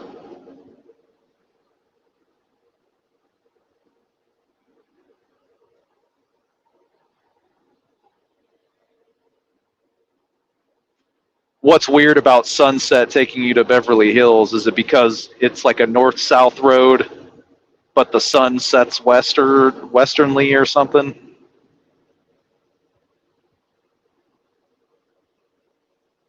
Is Sunset a north-south road?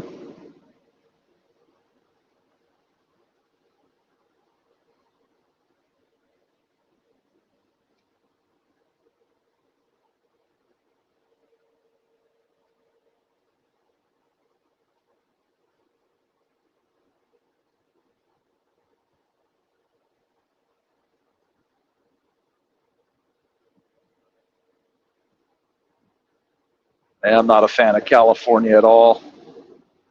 That whole southern basin, Northern California to me is beautiful. I love Northern California. Everything above Redding. I used to deliver out in what the hell was the name of the town? It was like a weird town, like Eureka or something like that. I think it was Eureka. There was a couple places I went to out there, and taking that 299 along the Trinity Highway, the Trinity River, through the mountains and shit. Absolutely beautiful. I loved it up there.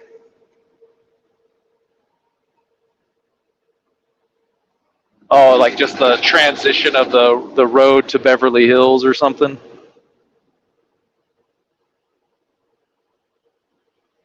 There's a lot of places that are like that. If I'm thinking of what you're thinking of, like there's a place in Phoenix. It's a part of Phoenix. It's called Scottsdale, and Uh, well, even better than that. There's an area of like kind of like the downtown. It's close to downtown Phoenix, where like it used to be the edge of the city. So like all the rich people used to live there because it was out of town. So, obviously the town has grown around it since then. So it's like you're driving in like an urban setting, and then all of a sudden you come across these massive fucking houses with huge walls, and they're clearly like big old mansions and shit, but they're just in the middle of the city now because they used to be in the outskirts.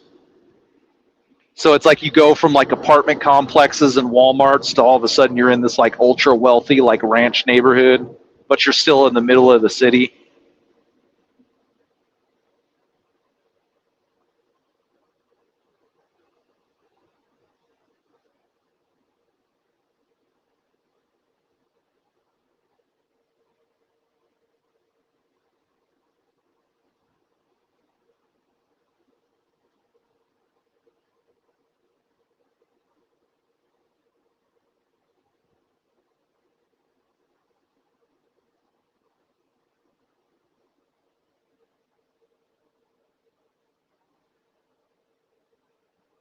Coronado.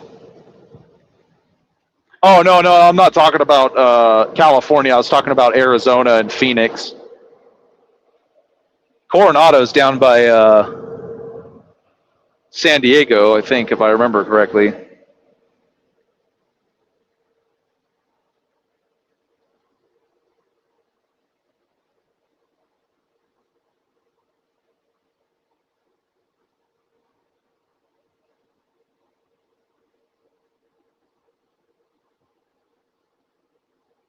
Uh, yeah, all that shit is too fucking congested, too fucking expensive,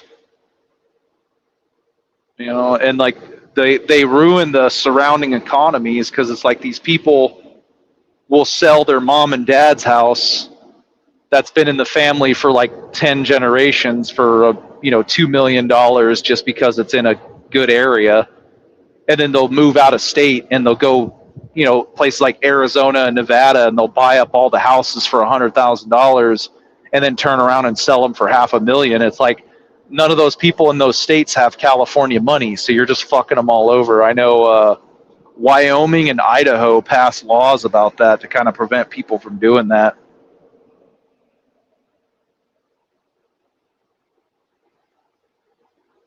Yeah, Phoenix neighborhoods are weird.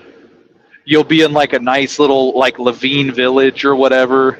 It's a nice little quiet neighborhood. But then you drive a couple lights north to like 35th and Glendale, and like you're in the ghetto. It's only like a mile.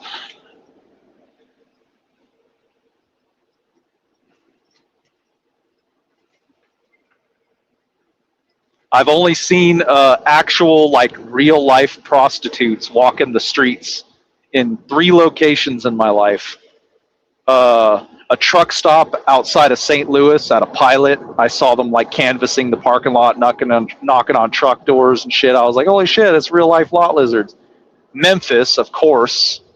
Going anywhere in Memphis, you'll just see them outright walking. But Phoenix is the third place that I've seen real life, like stereotypical prostitutes, like standing on corners and like getting in people's cars and circling the block and shit. Like, it's weird in Phoenix.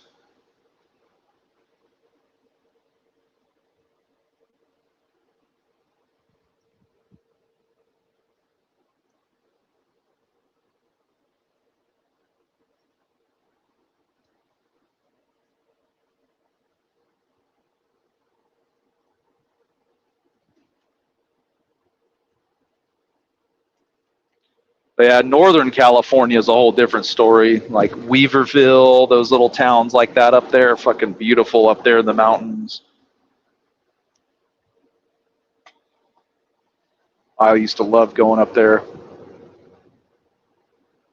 It was so peaceful. You could just pull into a dirt pullout on the side of the highway, roll your windows down, and listen to the river all night while you're sleeping. Fucking beautiful.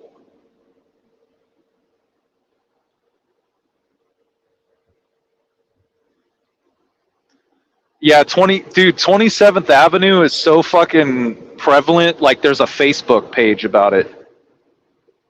It's called like 27th and Glendale or something. And it's a guy, he just drives around filming all the prostitutes and pimps.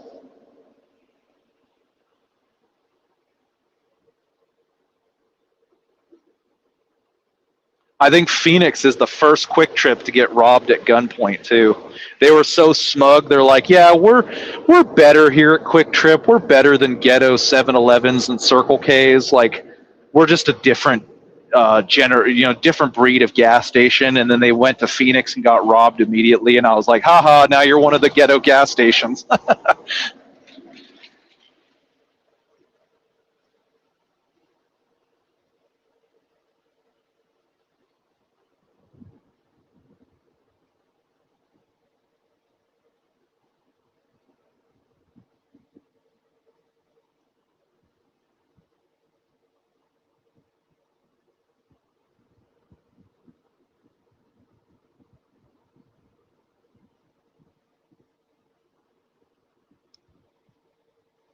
I'm trying to stretch this out for 15 more minutes. I want to make it to 4 hours.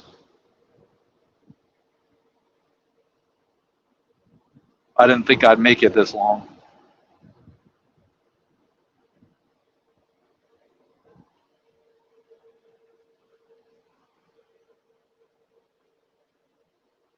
Maybe that's what I'm thinking of, the YouTube channel. Because I know I see it. It comes across my page.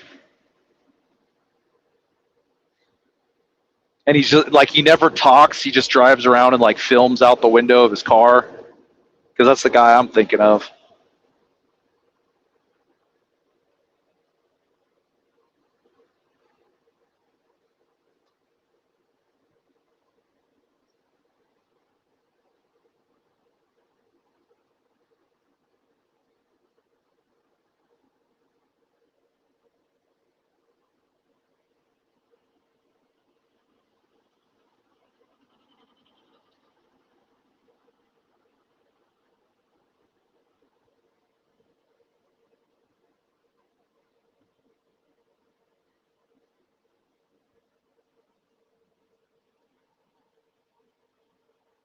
Yeah, that's what I was saying. I was like, I'll just leave the live feed on forever. Never turn it off.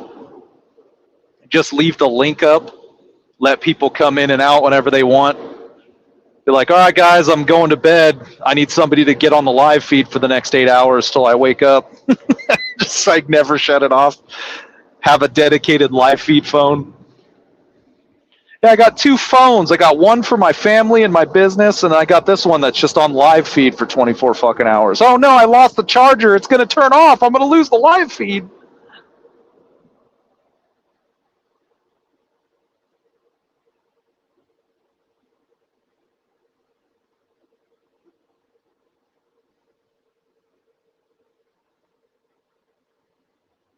Yeah, I know 100% somebody would fucking take that channel down.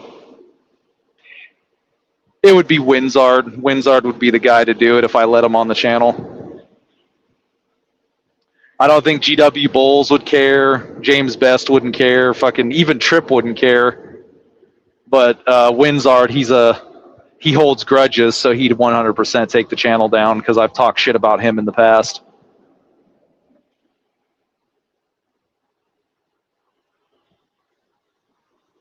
I know he doesn't like me because I pissed him off, but I've never, I don't think Winzard's a bad guy, but he's one of those guys where it's like once you're on his shit list, you're always shit listed, so might as well embrace it.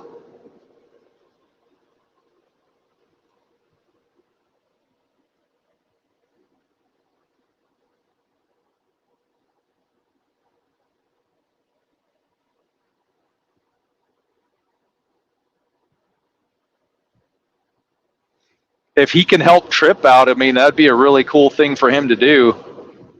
They were talking about it on one of Trip's live feeds. He was going to let Trip run under his numbers so he could just pick his own loads and shit. He wouldn't have to start his own carrier. That'd be cool if Winzard's. Well, I think Winzard's serious. I just don't know if Trip is serious or not.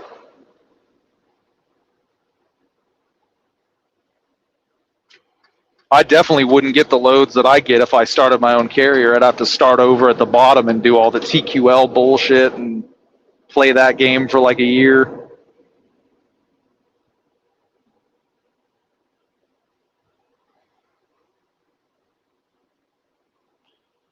And I don't know what it is with these fucking brokers and their like hidden stops. Like I saw a couple loads when I was trying to get out of Florida. They're like one pick, one drop, and then you talk to them and they're like, yeah, it's 15 stops scattered across the Midwest. It's going to take you 8 days to do it. Like, get the fuck out of here.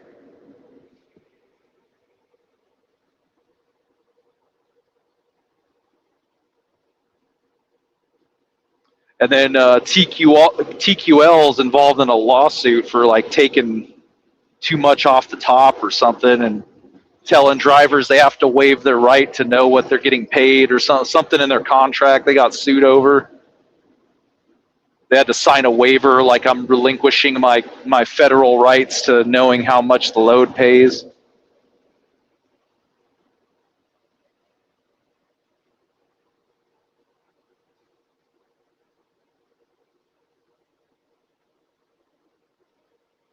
The insurance is the big one to me. I don't get it because my first year, when it was me and my ex-wife, for two fucking drivers, and my ex-wife only had a year of driving experience. For two drivers, brand new, it was like 22,000 for the year, and now that's like unheard of. I watch these trucking forums and shit, and guys are like, "Yeah, they want 40,000 for my first year." I'm like, Jesus Christ, what the fuck is going on?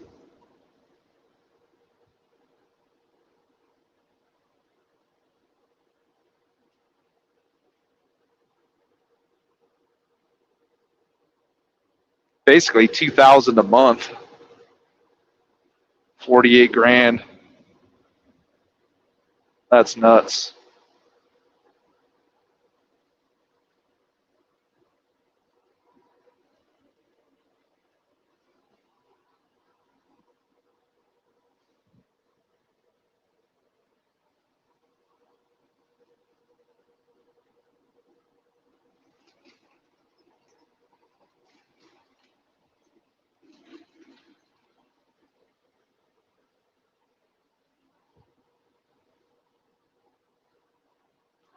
I mean, I know that's the standard nowadays, but I swear it wasn't like that before.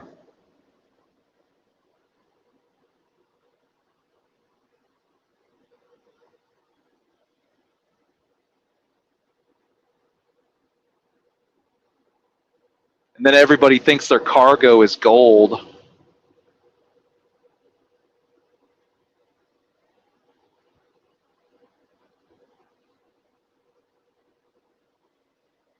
Like anytime you take avocados, they'll tell you it's $100 and something thousand load. I'm like, for avocados that I can buy for 60 cents a pound at Walmart?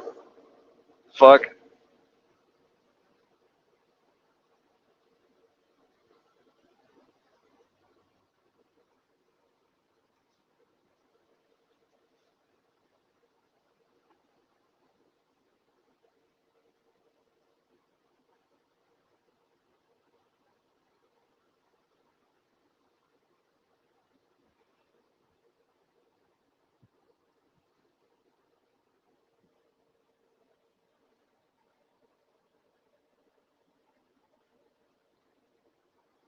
Yeah, $1,000 to $1,500 a month is where I'm thinking. Maybe 1,800 if you're, you got like newer equipment or different coverages or whatever. But yeah, 2,500, 3,000, 4,000. Some of these people are paying out the ass.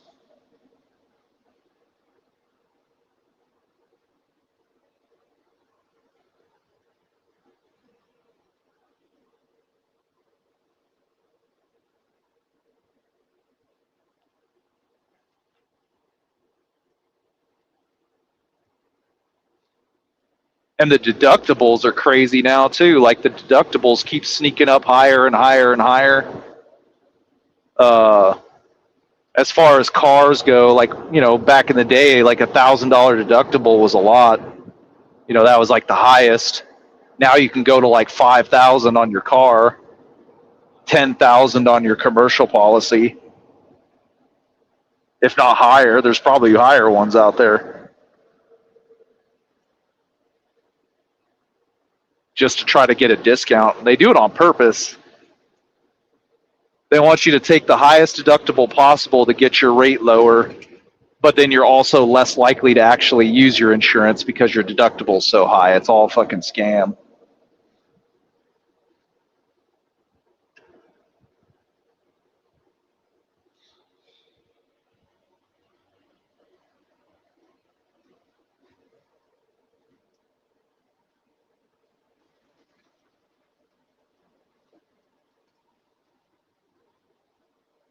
Hey, what's up, man? I'm doing good. Hopefully you are too. Elite's channel is still there. He's just, I think he's taking a break.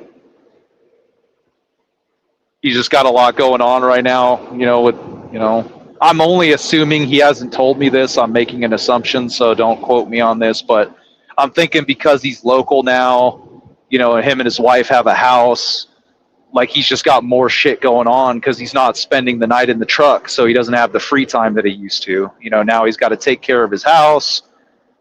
He sees his grandkids more. You know, he's got shit to do after work now because he's not just parking at a truck stop. So I think he's just busy.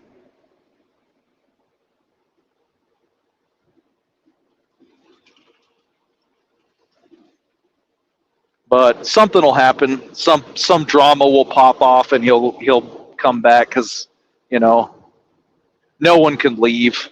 Everyone wants to leave the drama shit, but it's too addicting. Everyone always comes back.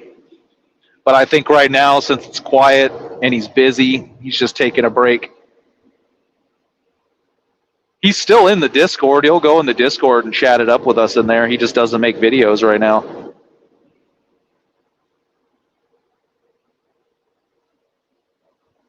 I got to start sharing the Discord out. I took advantage of Billy because Billy was really pushing it. He was sending out invites. He was moderating and shit. And then I just kind of took it for granted. So now that he's not really active anymore, no one's pushing the Discord like he was. So I gotta get on that myself.